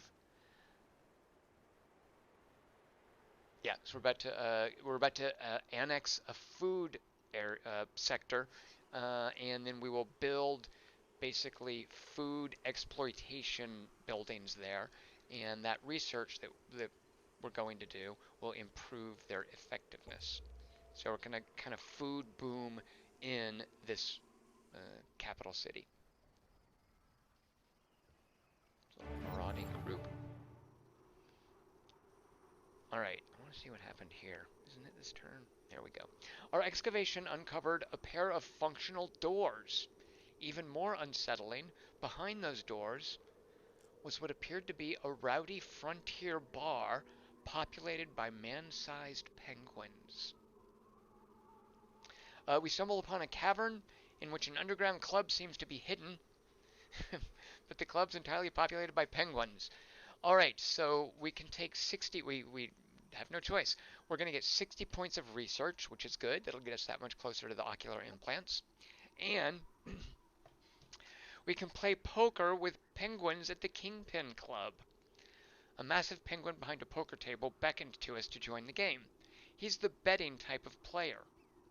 As we get comfortable, it pointed to a sign stating, "All bets in Cosmite or your lives."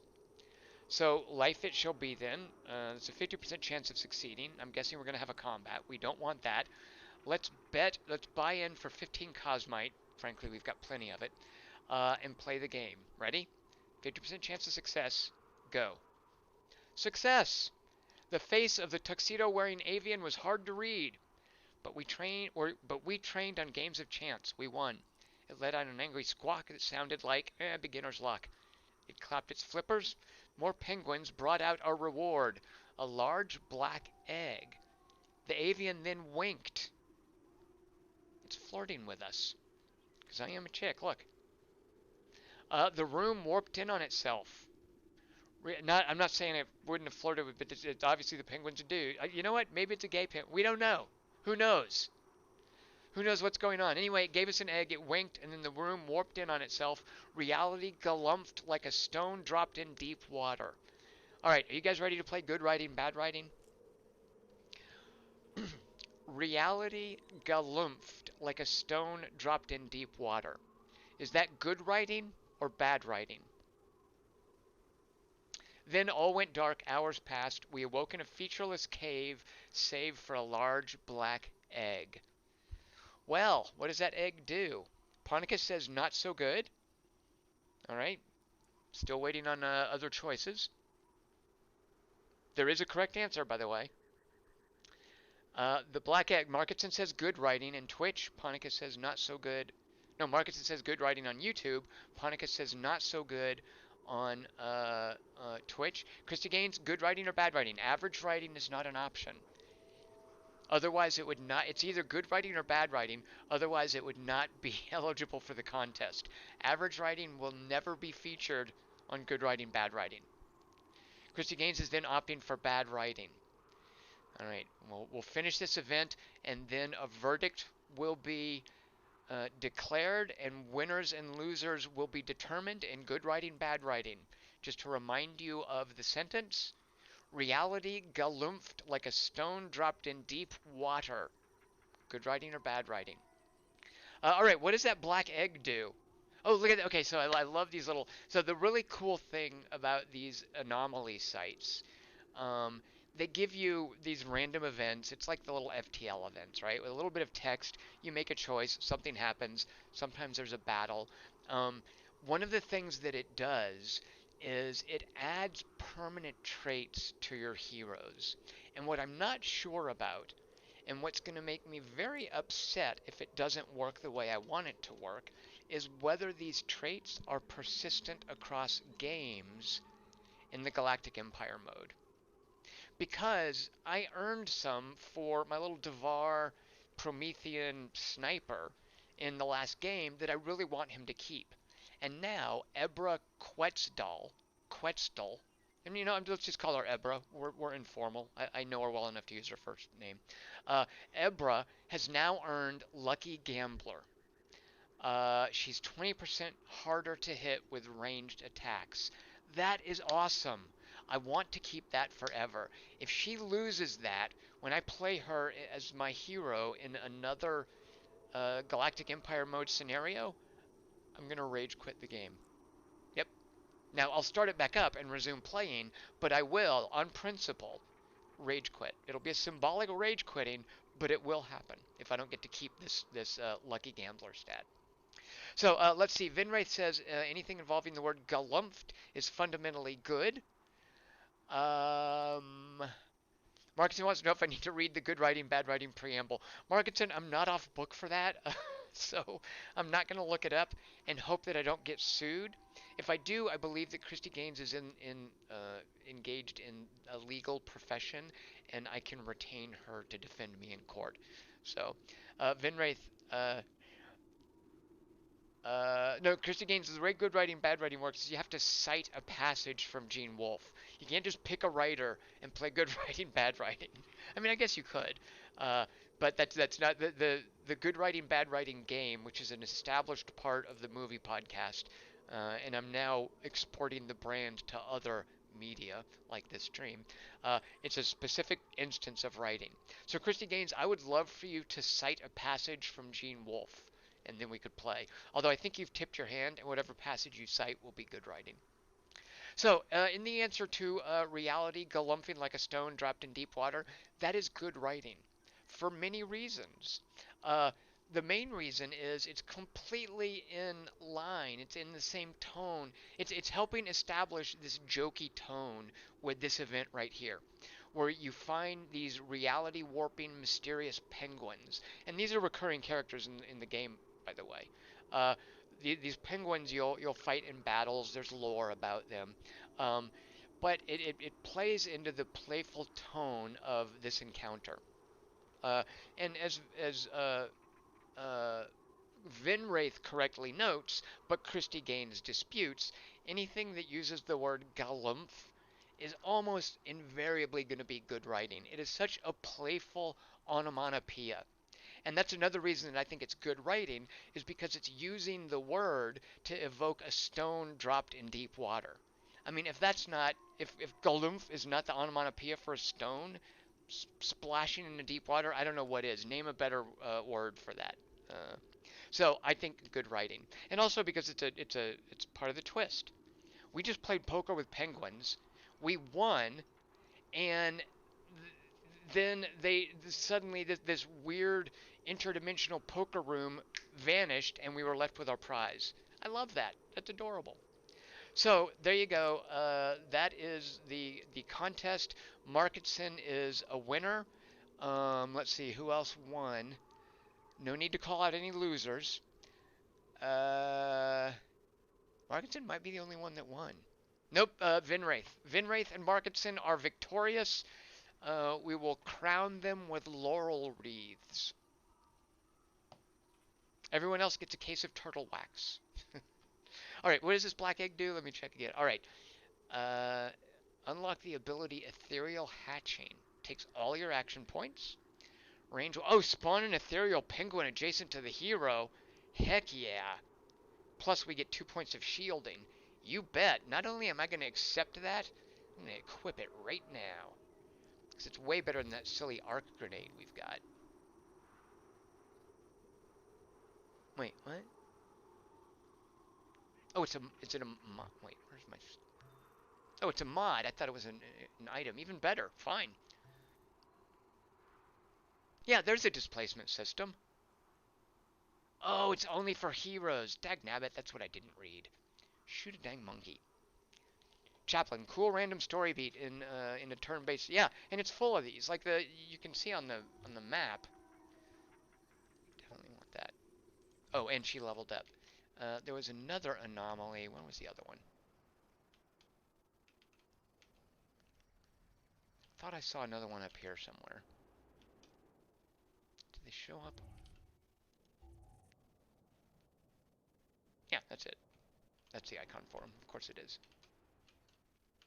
One of the planets we could have gone to, Chaplain, the anomalies were common. Like it was festooned with anomalies. But here I'm guessing they're just the normal frequency. All right, so that was our random event. We now have a full stack. We have leveled up Ebra. Do we want to spend? We do want to spend the 5 skill points. I don't know what we want to get though. Stabilizers. Oh, gives her stagger resistance. Remember I said stagger is huge, and it is. So she's going to summon an ethereal penguin in battle. What does assimilate do? Oh, these are Borgs. Why did I not think? Why was I calling them space zombies? Duh, of course they're Borgs, right? This hero gains a low chance to apply energy drain on all attacks. Now, she won't get anything from Essence. There's nothing that she inherently gets from it, but I'm assuming she will unlock Essence abilities, right? Or at least items.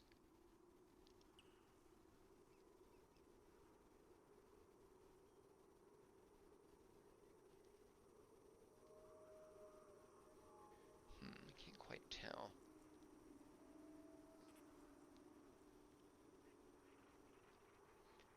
Essence Harvest.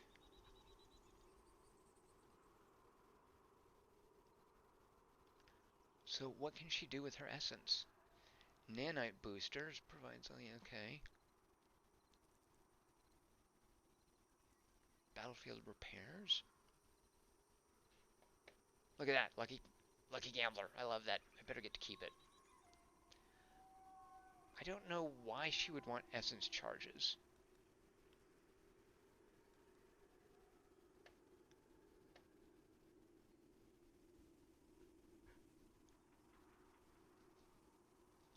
Freebird tomorrow. Why handicap ourselves to limiting use to real words? Christy Gaines says she will win next time. Should we actually use the English language? Pretty sure galumph is a real word. Freebird tomorrow. I don't think the penguin that we summon will dance. That I know of.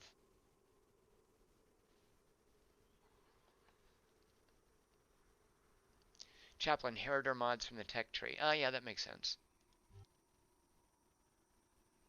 I mean, but she's a inheritor hero. Why won't she have... Well, I don't want them that early. Okay, so here's basically what I do want early on is extra hit points. Because I hate it when my hero dies. Who doesn't? Alright, so we'll take the rest on a gift certificate. We have an unexploited... So, we now have... This sector is ours. And we know, because it has this creepy assembly building on it. What does it give us?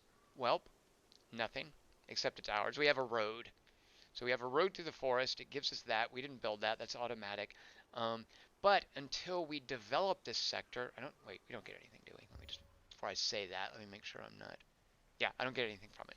Until we exploit this sector, which I kind of wish they'd used a different word, because, I mean, exploit and use are kind of synonymous, but there's a negative connotation to exploit that doesn't really exist here, that I think most people are used. And this being a 4x, one of the words in it's what is it?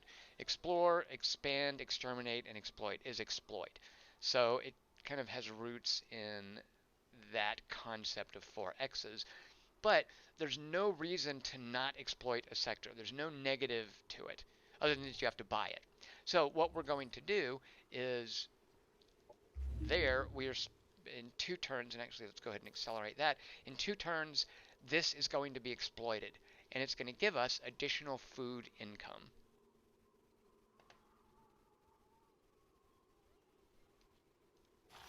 When it's done in 2 turns. All right, our commander leveled up. We know we have so much happiness here. We're getting 4 per turn, and every time it hits this threshold, we get an event. So in 10 turns, we're getting another event. What was the happiness event we got now? Energy! Yay! 105 energy. That's actually a ton. So we've got a bunch of energy here. We might consider, say, doing the accelerated, spending all 300 energy to instantly get this, but we're not in a hurry to do that. So we're saving our energy. We created a base. We know about that. And let's finish exploring. Well, I should say continue exploring.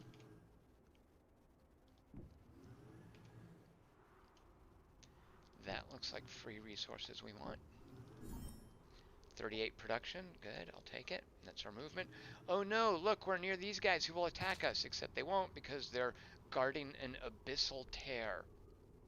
Did I call that a tier before? It's a tear. And another anomaly. Alright, and then this guy exploring. We can actually get some eyes on what stack we'll be fighting. Echo Walkers. Don't think I know what those are. Oh, they're basic void tech units. Alright, big deal. So, melee, right? Quantum Echo. It splits in. Okay, so they can do the duplication thing. So yeah, so they make clones of themselves.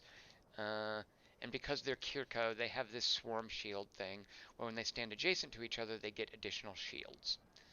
Alright, so there's one of those, if that's the best they got. And then one of them, a mounted one of them, who doesn't have more hit points. I guess his weapon does more damage.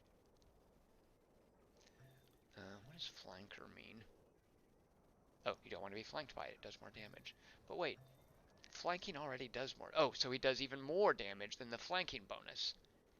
Oh, you know what? The Vanguard, they have these motorcycle units, like they're cavalry or motorcycles. And I bet they have the same bonus. The whole idea with these is they're going to do, I think a flanking attack normally does plus 20% damage. So if you flank with a flanker, you're doing plus 45% damage. Alright, so that's again, and this is a big, yeah, stupid mosquitoes and an Amazon huntress. Alright, so that's an easy stack. And we will track those down here. Oh, okay, this is bad news. So here's a mega sow, pair of them, with 4 rabid piglets sitting on livestock farms. A horrible sight of experimentation and butchery, filled with mutants. If neglected, the mutants in the xenoplague will attack nearby colonies and armies. Which it's already started to do because this is a marauding stack. And it will mess with us. So let's just swing down here and let them come to us. If we attack them, we have to fight both of them. Hopefully this guy will come and attack us. That's just the one mega sow, yeah. What the heck is that silly thing? Oh, that's the xenoplague spores. No big deal.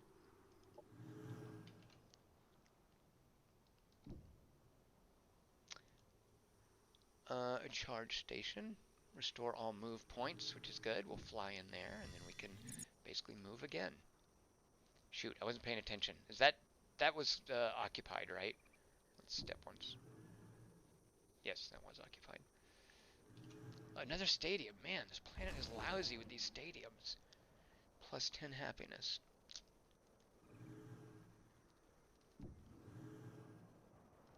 Oh, look at this landmark, by the way. Swollen Ego's Party Place. So these are like little VR entertainment centers. Oh no, Elysium Parks. So Elysium Parks does what? Oops. Tons of extra food and crazy amounts of happiness. Oh, it's gold. It's not bronze. Okay, that's why it's a big deal. Plus, you can build a relaxation center, which all units get additional experience points. They level up faster. And you get 2 sex bots. There's the dude sex bot, Roy, and there's Emma, the chick sex bot. So Swollen Ego's Party Palace is probably got a pretty powerful army defending it. We're not going to get that anytime soon. But this is a sort of mid to end game stuff that you unlock. And we have another scavenger, so he can trot along and catch up with us. We finished our... No, we didn't. Alright, ending turn.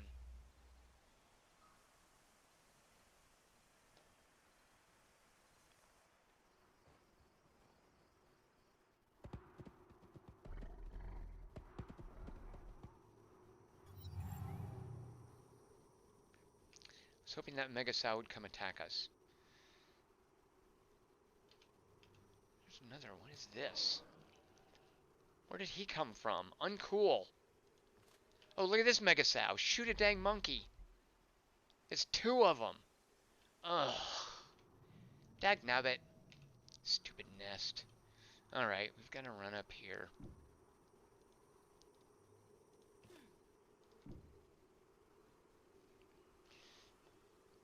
Alright, we're gonna have to do some local defense.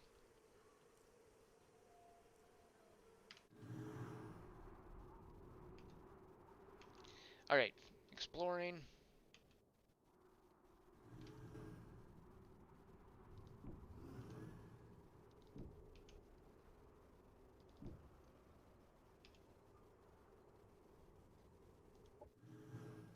More exploring.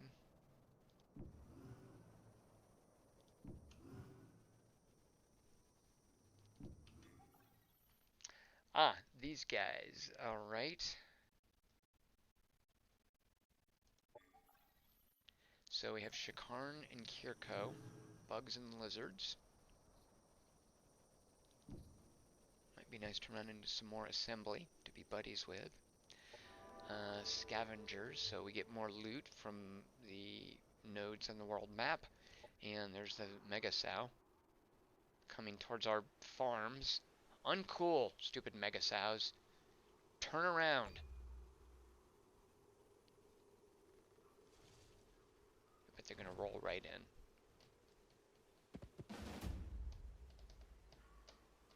Alright, let's see how we do. I mean, these are our built-in militia.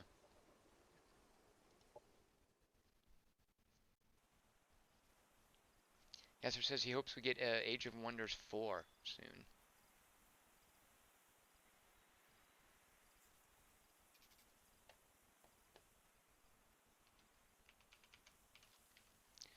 Alright, well they attacked us, so we can presumably take defensive positions. We don't even have a sniper though. This is the engineer, he can spawn a dude. And they're all melee, right? These stupid little piglets, wait, there's the pustule, there's the stupid piglets. So they have this, like they skitter and they're small targets. So small targets makes them hard to hit, and skitter means the farther they move, the harder they are to hit. So, let's just, there's no Overwatch with these guys. Sort of get in a line.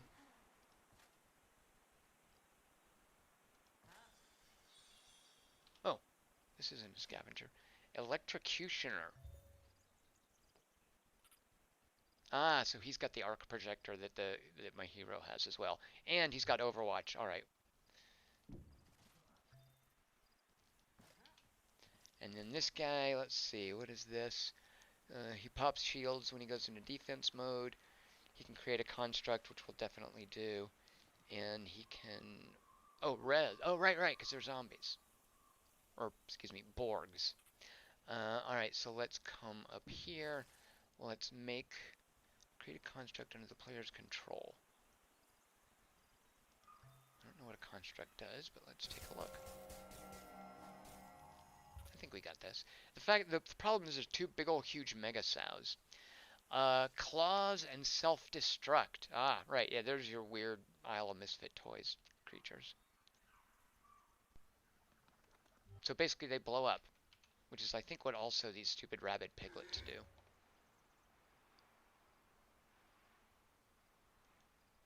No, they don't blow up. Why did I think they blew up? Oh, maybe these pustules blow up.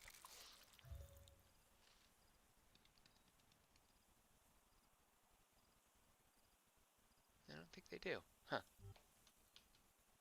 Alright, here we go. And then these guys, well, they're already in defensive mode, so we are good. And then everybody goes. If you just end the turn, everybody goes into defensive mode if they've got points left over.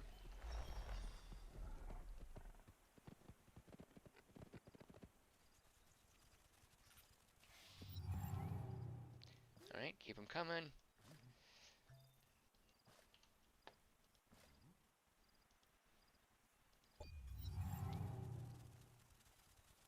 And the pustules are going to draw fire. Alright, fine with me.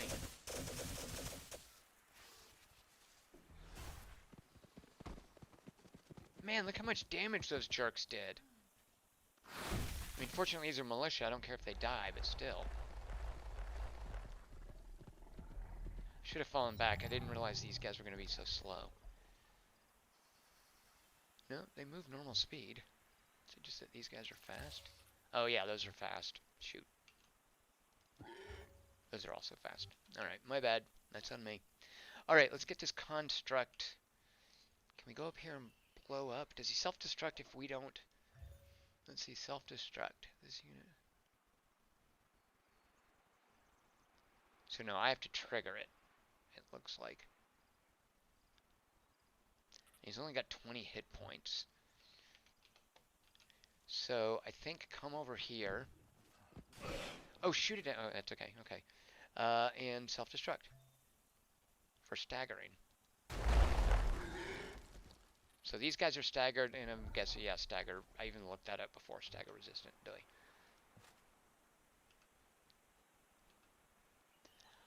All right. Finish these guys off, which will do some healing for me.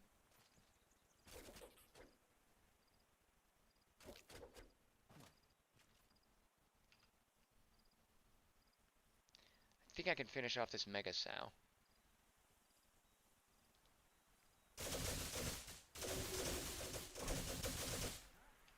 So he is electrified, but I don't think... Oh yeah, you don't have to unlock that. For some reason, I thought you would have to unlock that. So that is inherent to the electrical damage channel, I guess. Oh, no it's not. I remember I looked it up before. It is a facet of the arc projector.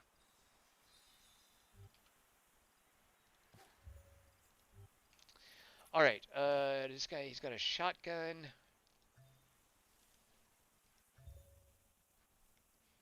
Arc blaster, and this one will not electrify. Yeah, it just does 16 points of arc damage. Alright.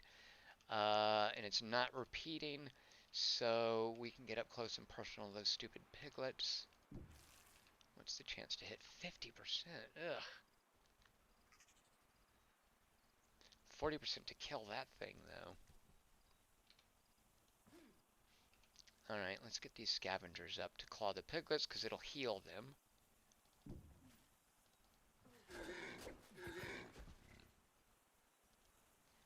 And let's finish off the piglets. Oh shoot, no, that was the shotgun.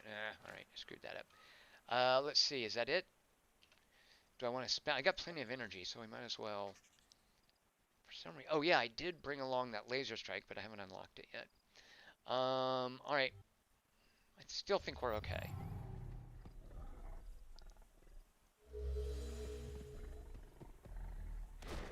He just ate a corpse. That giant pig just walked up and ate my dead scavengers. So rude.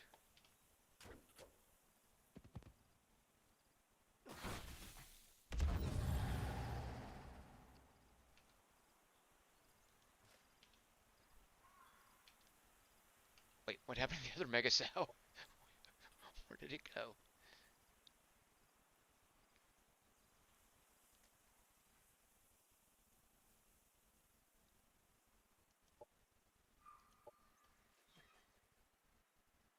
So Electrify does persistent damage?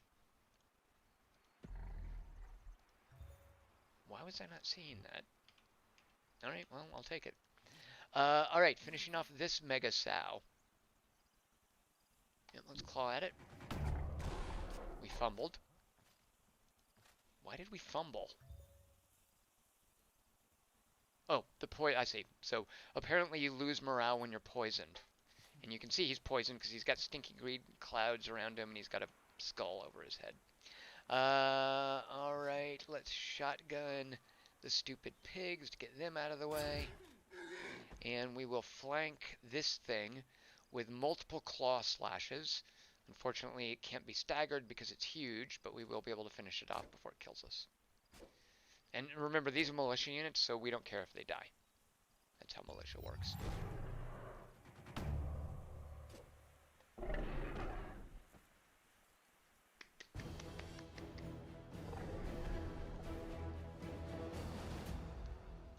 Alright, and then here is 2 Kirko.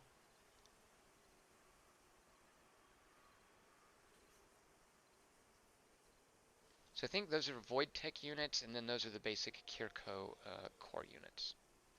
And actually, I'm just going to hit auto combat because it's very low risk. Normally, I might feel like playing with these units, but there's nothing here that I don't know how it works. So I'm just going to hit auto combat, and we lost this one guy up. That's why I should have done it manually. All right, we still want to finish off this stack, don't we? You know what? I think we can blow those guys off. What are the odds that they're going to veer up here towards us? All right, let's come down here. And next turn we can finish that off.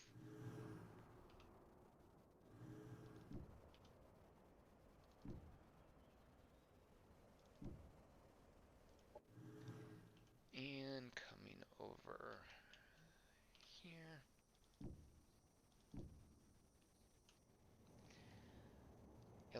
Electromagnetic Zap Station. This is an Imperial energy complex. It's a bronze landmark. What's guarding it? A very manageable stack. Of course, it's nowhere near a colony.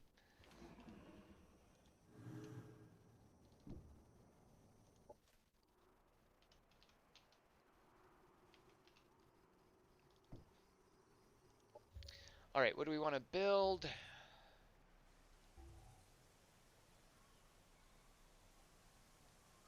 Are we ready for a colonizer? I mean, I don't know what direction I want. Yeah, let's go ahead and get a colonizer out.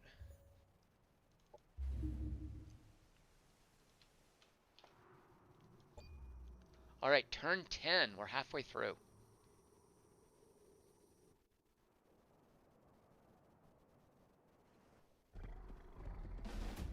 Look at these mega sows. They're charging. These things are just enraged with us. That is appropriate considering, like, look at this picture. Of course he's enraged. Of course he would charge at you. He's just mad because he's a mega sow and not a razorback. Low risk. I feel I'm not going to lose anyone, right? And by the way, what you can do, and this is not cheating, is if you want to take fewer losses, you can hit retry, and then you'll manually play the battle. So that is totally allowed and not cheating. Oh, Vinwraith points out if it's a sow, it's probably a she and not a he. Very good point, Vinwraith.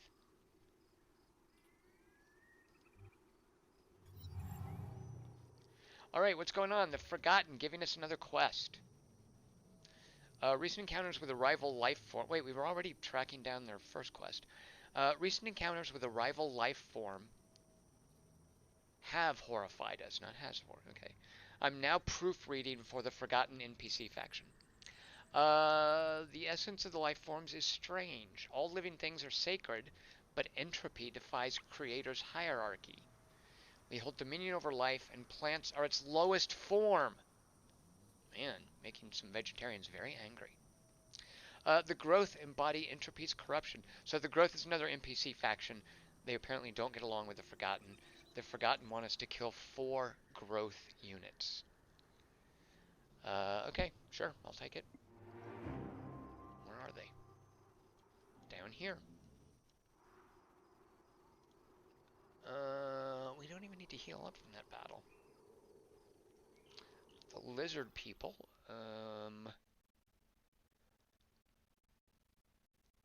You know, I'm totally into this deal. Like, they want 20 Cosmite. We've got enough of it. They're going to give us basically 200 energy for it. I will gladly take that.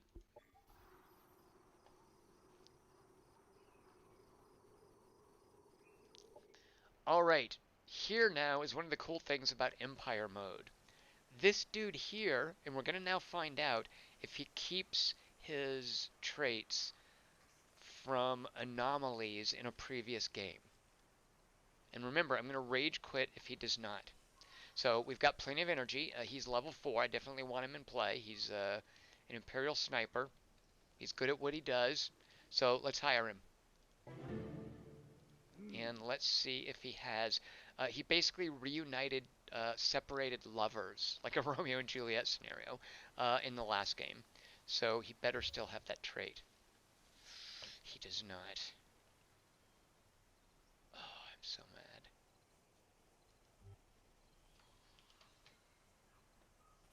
case you didn't notice, I quick saved before I rage quit. Hold on.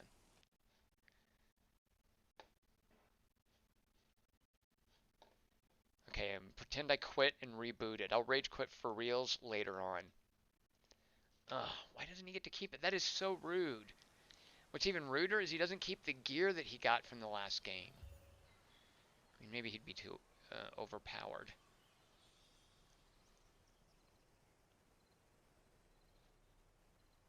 You know, did I give him gear?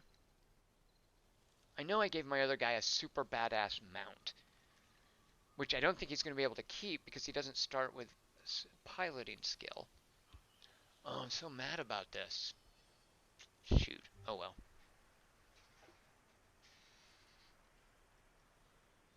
Alright, what else is going on? The Curie. You're at the bottom of the capability rankings. Well, yeah. Okay, we don't have anything to do with them at this point. We want more hit points for her.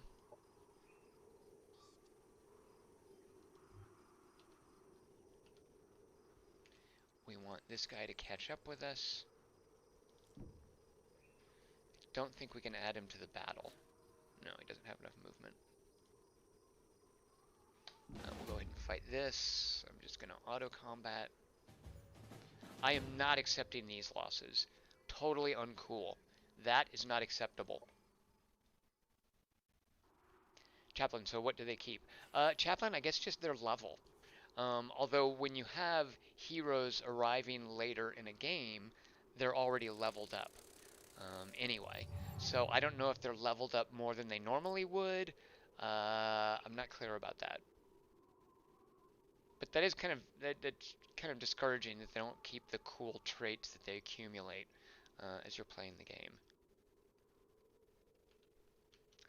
All right, so we just have a ton of scavengers in our siphon and our hero. I think that was moving forward, so we'll just line up here. Let's see if they want to come towards us. Do we need anything to discourage us from clumping up? No, no, no. We don't want to get flanked by that thing, though.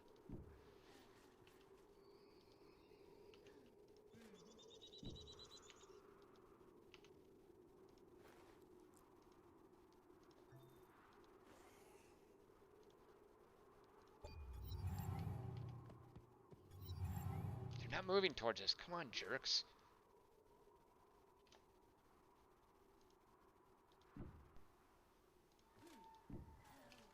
Since they don't have any... Let's see, what is the range of these guys? Oh, these are melee guys. And their range is 5 with the bow, I'm pretty sure. Yeah. Bows are short range like shotguns. So if these things want to advance on us, gunk shot is 5. Yeah, fine, you know what?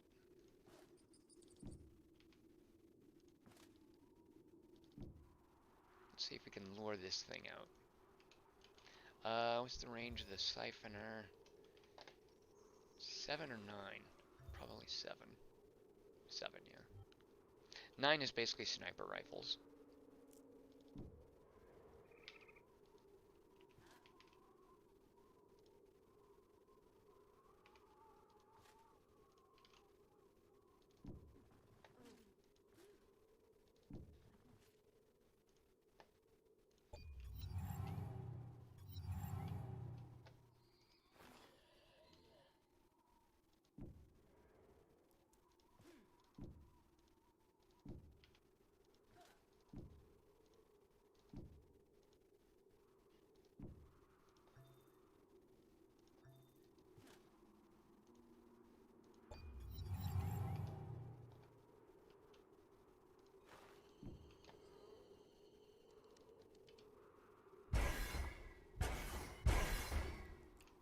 So he will probably move forward now.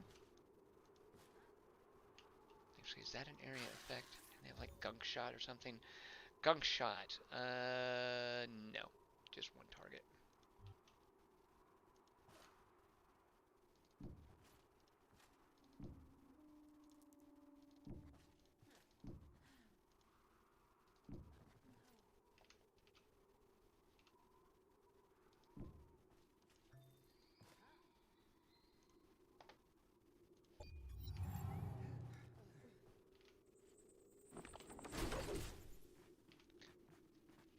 So the Amazon bows, they have an alternate attack to inflict blinding.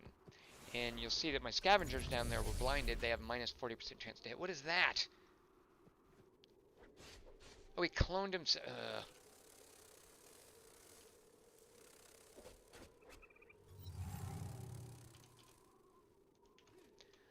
Alright, we don't need to repeat because it's a shotgun, so we can get close.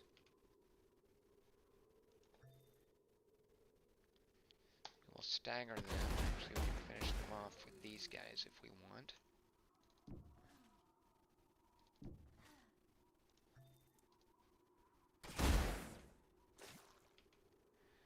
Alright, so what is this going on here with these?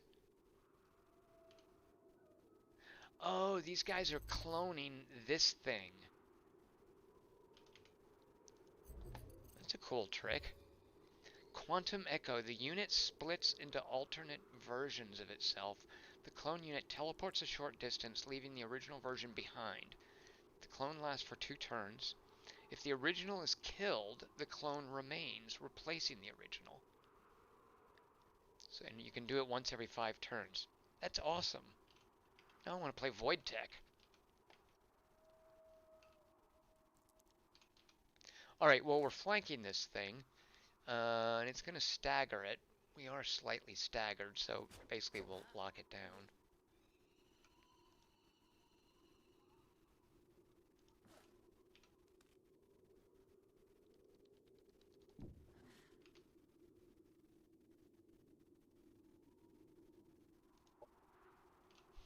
Yeah, he's got a point of stagger as well. So, let's just move up and use the shotgun, which also does have stagger. So let's stagger those. Our siphon dude.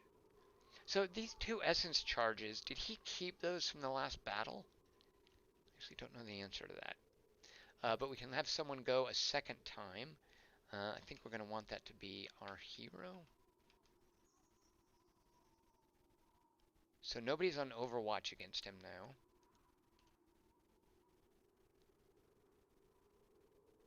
So those are staggered. Let's hit this guy.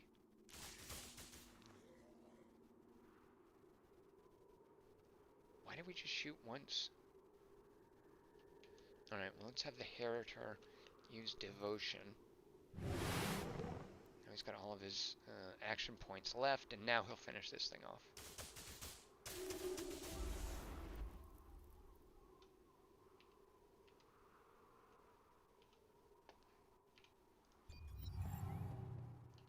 Oh, look, he's flanking us.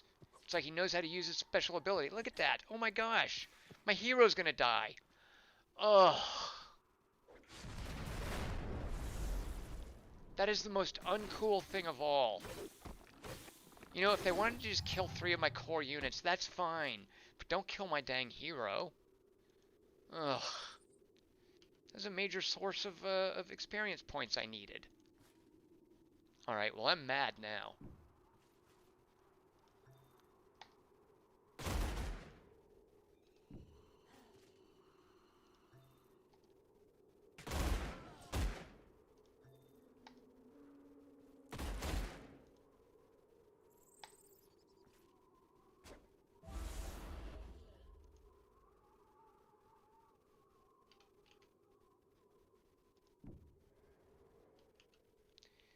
And finish them off.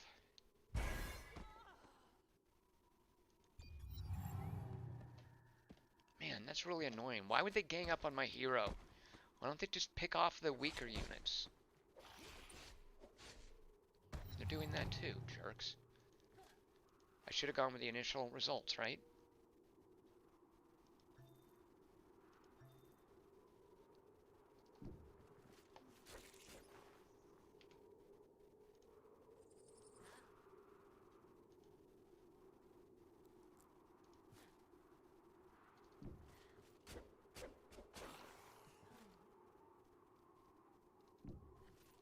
Alright, see if the shotgun can finish that off. Yeah.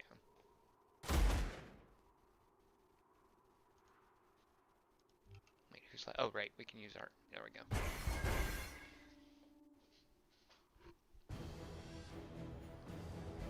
Chaplain, the cloning flanker is a neat combo. It is, especially when they use it correctly. Uncool.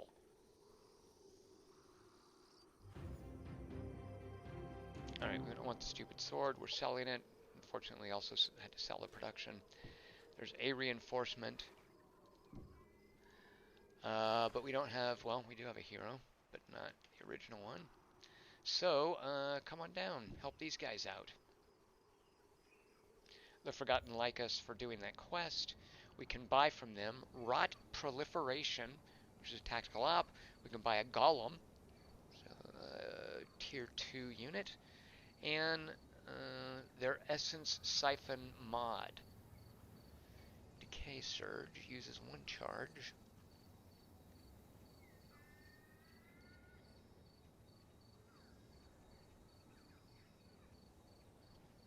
So it applies Entropic Decay to basically it chains it around to different units. And Entropic Decay, if I'm not mistaken, is a debuff to hit chance that stacks? Oh, I'm not sure. Alright, so Ebra is sleeping for 3 turns. This guy... Alright, so checking in. So the lizard guy has used 5 tactical operations in combat, and he's applied 5 unit mods to 5 different units. Alright, next researching.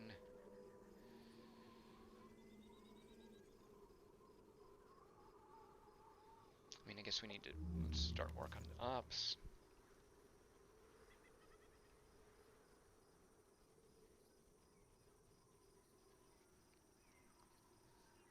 Yeah, Endless Space 2 has some really cool faction design in it. I mean, that's Amplitude's whole bag, is imaginative factions. Alright, scanning, looking for Psi-fish dwellings.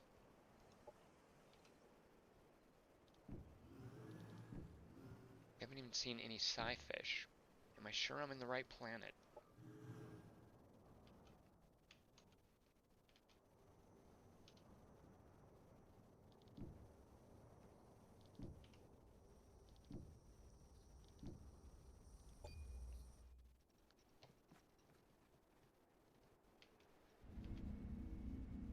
Lizard's getting a colonizer out.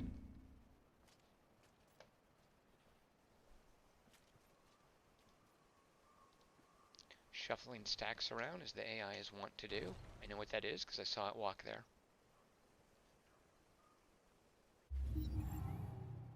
Alright, now I've got my colonizer, and I'm not sure. So the weird thing about colonies, different sectors will have different advantages. Like for instance, here's another 2-food sector. If I build a colony here, it does not benefit in any way from the underlying terrain. It will make just as much or little food as any other sector where I build the colony. The underlying terrain doesn't affect the colony's output in that sector. It's only the sectors that get annexed. For instance, here, I'm producing 35 food, and 20 of it is coming because I have a level 3 Forest Central is a level 3 food production now. And the reason it's level 3 is it's got 1 level for being a forest, because forests produce food. It's got another level for being Arcadian. Arcadian is a climate that produces food. And it's got a 3rd level because I researched this development upgrade for food. When I get down to this tier, I can upgrade it even more. And each upgrade, as you can see on,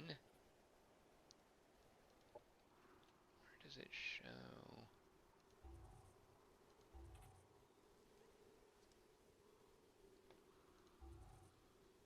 Well, each upgrade, oh, there you go. Each upgrade will give me additional food income. There it is. That's what I'm looking for. Will give me additional food income. At level 3, I'm getting 20 additional food, and I have 3 extra worker slots. I'll show you those in a minute. It can get up to level 5, and that'll give you, each level gives you 5 additional food. So the slots are these right here. You'll notice I can put 4 people to work in each of the resources. Why can I put 6 people to work in food? Because I've got this forest Arcadian exploitation over here that adds additional slots. So if I want, I can just totally jack this, reset those, totally jack this up and focus on producing food, which I might do later. Right now, though, we're focusing on production.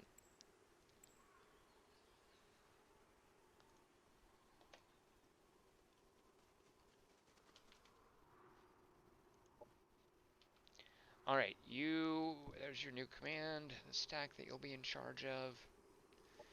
So where do I want to send the colonizer? We have met, what were the other factions that we met?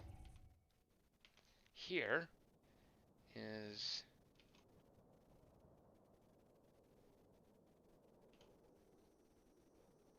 the bugs. So the bugs are down here, and here are the lizards. Oh, right, I just saw them. So, do I want to get over into this bottleneck to head off the lizards? I don't think I have any data for ranking yet to see who's in the lead. Yeah, I don't have any, because you have to research that. So let's basically work our way over here.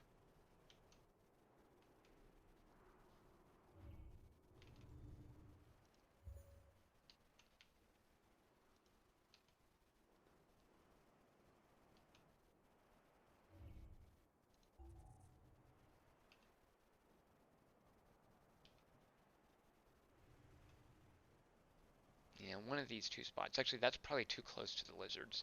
So let's grab that. One of the other AIs has added a sector, exploited a sector, which I've done, and founded a second colony, which I have not done yet.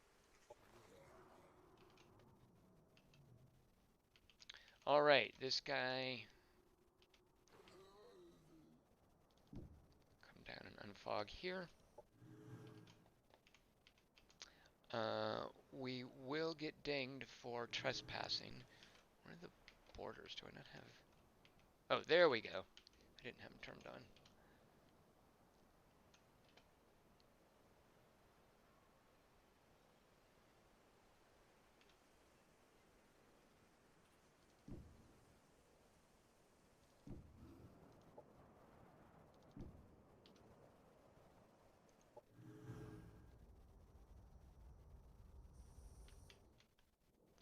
Did I? Oh shoot, that was not. I moved that thinking it was an inspector, which is not. Okay. Here's an inspector. How could I mistake that for an inspector? It didn't have the skull stuck on the metal tentacles. Who is that?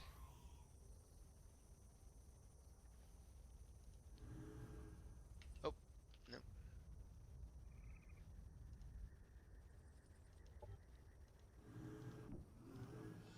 Replenish movement. Ah, there is another assembly here. S96AWN83. How am I supposed to? S96 on 83. Sean? What is his name? Anyway, he's another Borg. Nice to meet you. And we can see these guys like us 225. These guys hate us negative 25. Why is that? Probably a little racial animus. We can highlight this. They dislike scholars. Oh my god, what jerks. Anti-elitists. So that's their main problem with us. Whereas these guys, what? They dislike scholars too? What are the odds? Come on, jerks. Well, these guys obviously like us because we are, yeah, accepted race relation. They need a friend. Who doesn't? Isn't that sweet? All right, well, we're going to be their friends. Where were they? Shoot, I wasn't paying attention. Oh, right here. A long way off. That's okay. A little distance makes for a great friend.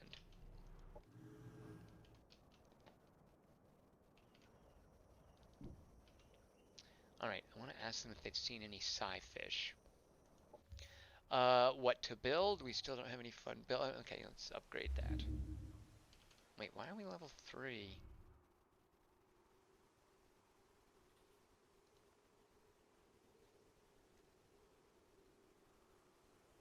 Oh, right. It comes at level 1. It gets an additional level for Arcadian, an additional level for Forest. If I pay for this, it'll go to level 4. If I then research the additional food upgrade, which is like the tier 8 on the tech tree, then it'll go to level 5. So this will get me plus 25 food income and an additional slot when we build it, which is what we're building. All right, end turn. Here we are, turn 12.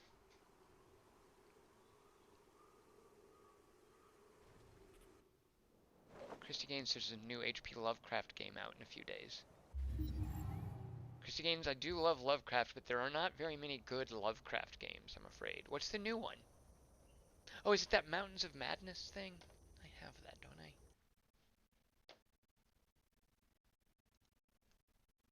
Mountains of Madness, yeah. Is that not out yet? It is not. Oh my. Well, yeah, I do. I am curious about this because it has that old school, those old LucasArts games and Sierra games. I have installed. I probably can't. I don't, maybe I'm not supposed to say that. Free Beer Tomorrow. I'm getting to the point with Lovecraft that most other people feel about zombies. Yeah, the problem is Free Beer Tomorrow, that stuff is public domain. So, get used to it. All right, the Paragon. So do we have 3? We might. So we've got 3 NPC factions. We've got the Forgotten, the Paragon, and somewhere out there, the Sci-Fish and their Psionics are hanging out. So we don't want to antagonize these guys necessarily. And their first mission, if we accept it, will give us a crappy unit. I don't think I want to accept this.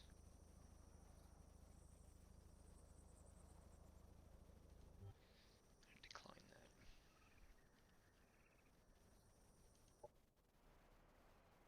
that. The Forgotten want some Cosmite. Yeah, we can do that. Have some Cosmite.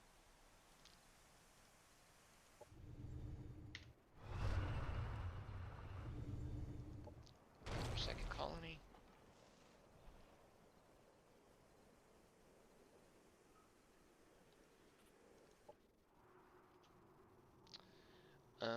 Run these guys down here to catch up with their errant army. Sorry we left you behind, stubby legs.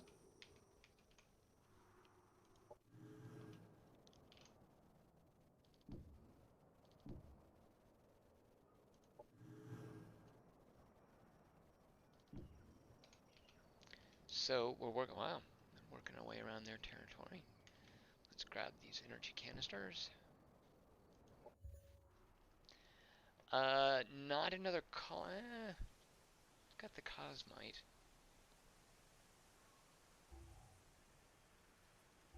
I mean, since we do see, we see basically 2 axes from which other empires are going to be expanding out towards us. So we're going to build a colony here to keep these guys in check, and I think I will go ahead and build a second colonizer to just move down here.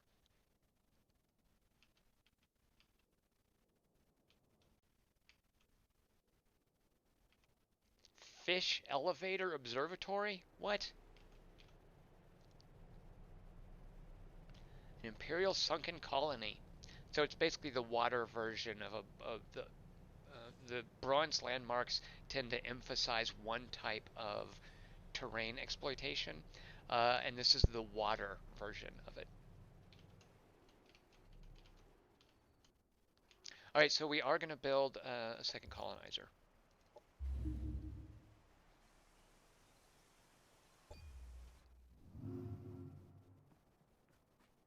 Oh, Christy Gaines is talking about. Wait, what? Arkham Horror Mother's Embrace. What on earth is that? Oh, is that stupid Fantasy Flight thing? That's out this week? Yeah, I don't know about that. I'm super skeptical. I didn't know it was out so soon, though. I can't even really tell what it is. Like, it looks like just an adventure game. Why is Fantasy Flight using Arkham Horror to make adventure games?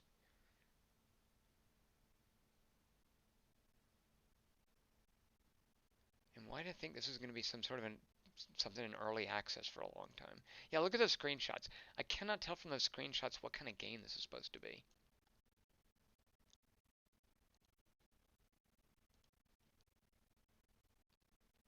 Christy Games, look at Mountains of Madness.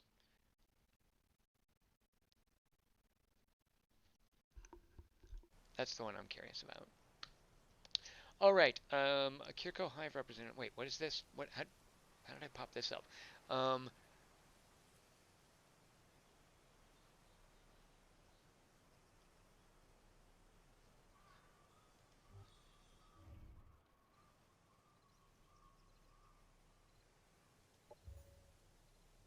oh no, this is Imperial. I had my. This is the cool thing that can happen in galactic mode.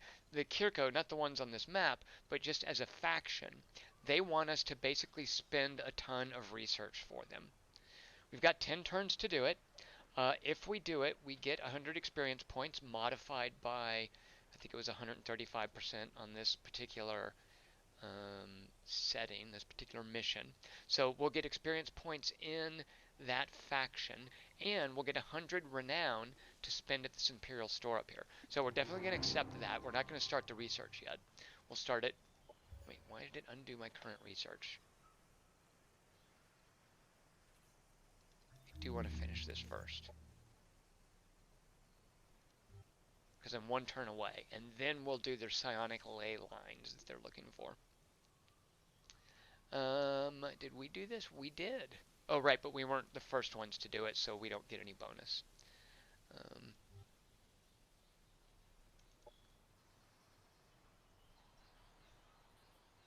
Oh, build a sector specialization, and we'll unlock this, which we're going to do, actually. Let's actually prioritize that over the colonist. So we can this basically, the bioengineered food plantation reduces the amount of food that colony needs to grow. So we're queuing that up because we definitely want it. The other thing, and these are mutually exclusive, is an agricultural export center, and that will reduce the penalty for us exporting food to other colonies to help them grow faster. This game does that cool thing where you can specialize your colonies rather than having to make each colony a jack of all trades. And it does that by letting you export food, which we won't be doing anytime soon. And we do want this to grow quickly, so we're going to go ahead and do that. And it'll hopefully get us that task reward. You know, I'm even going to speed up. Oh, no, I'm not. Not at that price. All right, there's our second colony.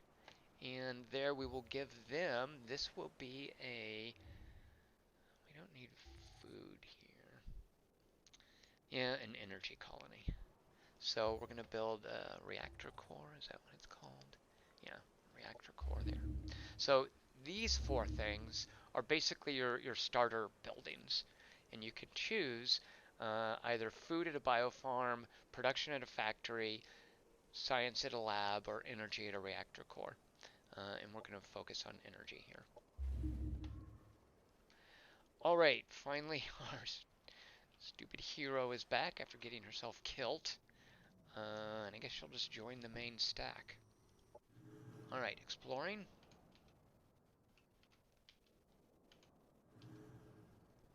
Come around the edge of the red territory. We see there are two colonies there.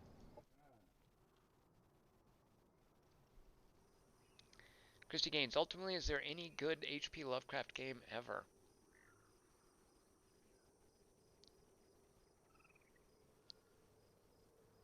Free beer tomorrow. Oh, Prisoner of Ice. Wow. Yeah, I remember that. I mean, basically, it depends on what you mean by Lovecraft. There are good games that use Lovecraftian trappings, but cosmic horror doesn't really lend itself very well to most games.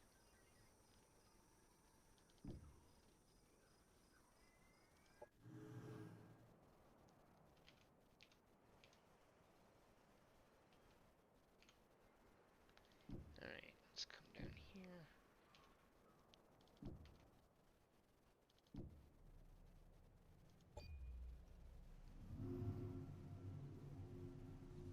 It's the lizard exploring.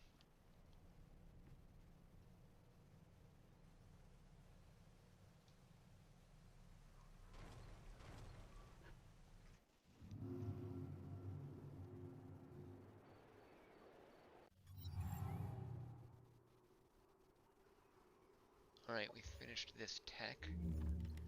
We will now add psionic ley lines. Do that for the Kirko, and that'll give us some money to spend here. We'll be able to unlock factory overdrive, which we want to get.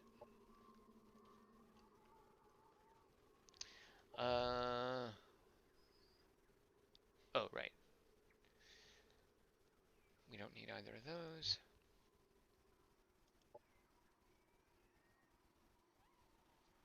Okay, there's another task we can do.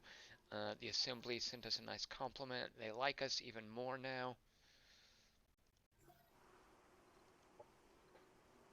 They are making friendly with the Kirko. Hey, if you're going to sign a non-aggression pact with them, how about sign one with us as well? We'll be your friend.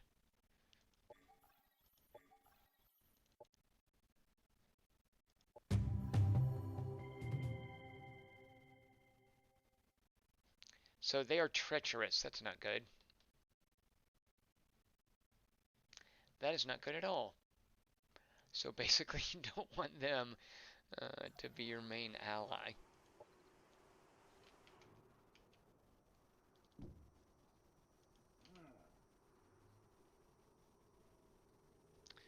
I feel like we should finish off this spawner.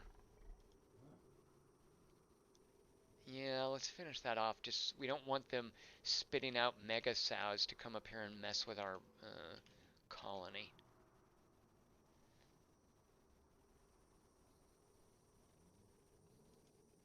But we'll take these guys first.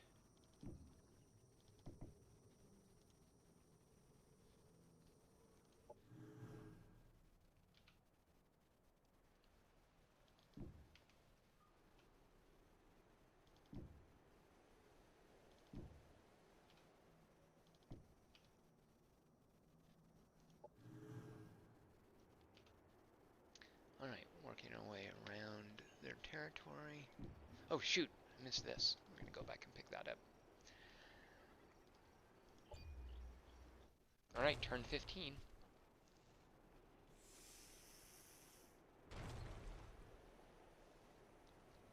Yeah, I did not expect that in 2.5 hours I would only hit turn 15.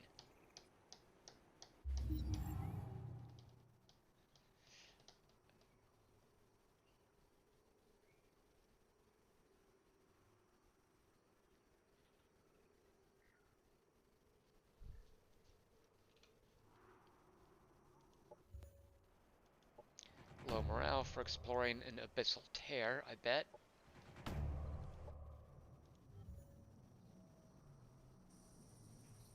Wait a minute. That's not why your morale is low. Why is your morale low?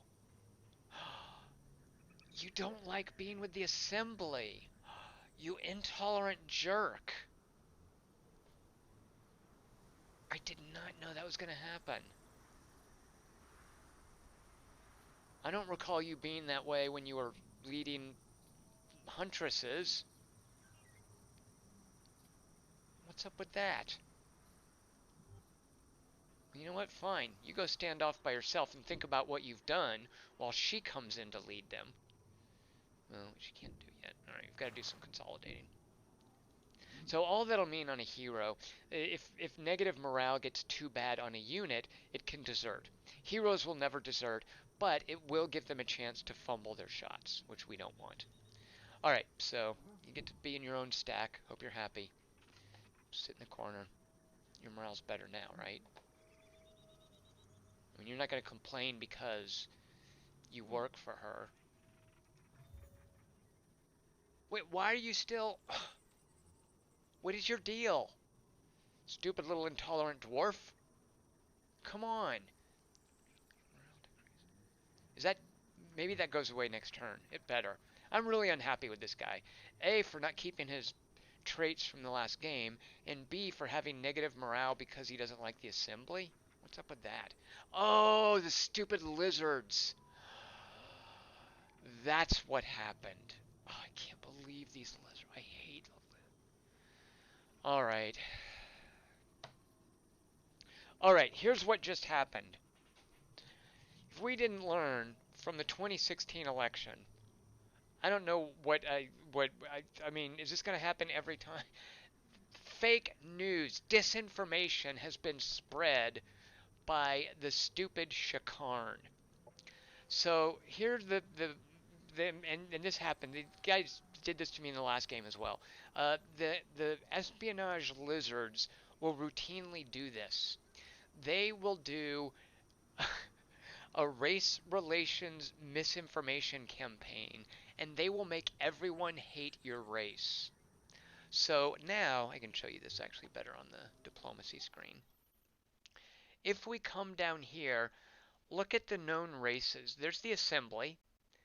They like us just fine, but look at the Kirko and the Shakarn, the other races on this planet. Does it impact the NPCs?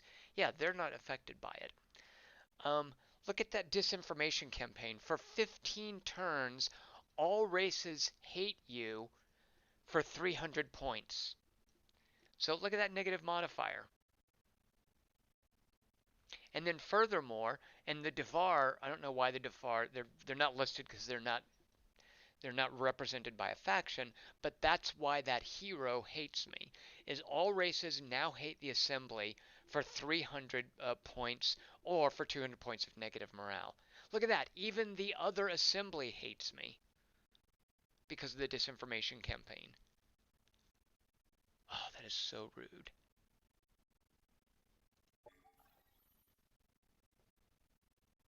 And these are the jerks who are doing it. How can I denounce them?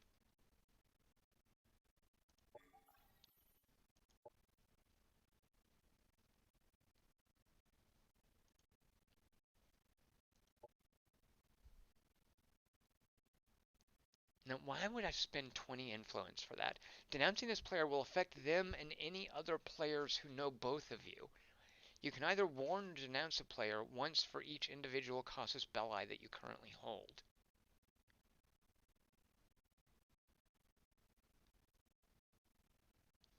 So what's the difference between warning and renouncing? The warning's private between you and the target player. Oh, I see. Whereas the denounce is public.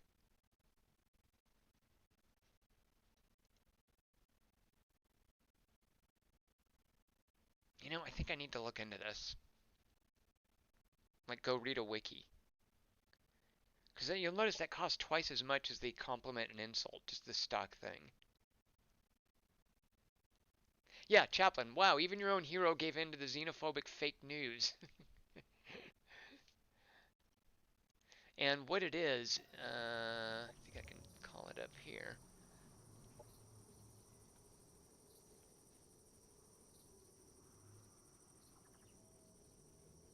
I thought it was fairly late in the tree. Why are they able to do it so quickly?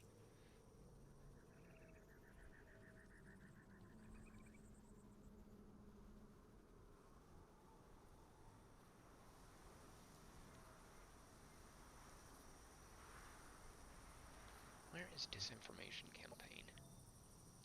Disinformation. Oh, it's only tier 2. Why did I think it was higher up?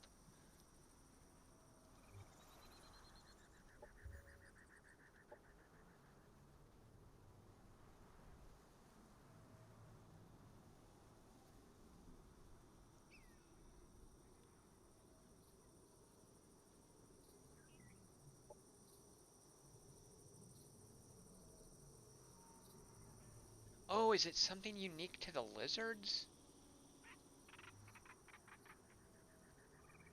It must be, because that's why I'm not seeing it. I thought it was a generic. Oops, I thought it was a generic covert, like a generic operation.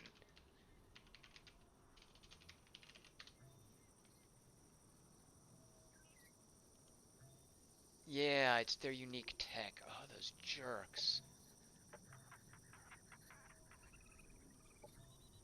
Spread disinformation through media channels of the target player, reducing their relation with all races by 315 turns. Oh, you stupid lizards. What else do you get from that? Motivating broadcasting. Oh, that's cool. Extra production and morale. Propagation towers. I should play these new races. Alright. Well, you know what? I feel like 15 turns. Chaplain says you won't have it. Yeah. Well, now, Chaplain, I won't have it, but you know what I can do? If I take over one of their cities, well, you can just come up here.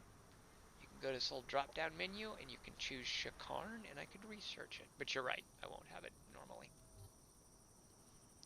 Alright, I am going to call that an evening. I honestly thought I would be live streaming for about an hour. I honestly thought, hey, I'm going to live stream for about an hour to play the first 20 turns of a scenario. Yeah, that didn't happen. Thank you guys for watching. So this has been the Empire mode. You can read more about this particular game. I'll be writing about it in the next couple weeks. Game diary entries at 2:45. Thank you for watching. I hope everyone enjoys Zack Snyder's Justice League cut, which is on HBO Max tomorrow, right? Is everyone psyched? Thanks for watching, everyone. We'll talk to you guys later. Cheers.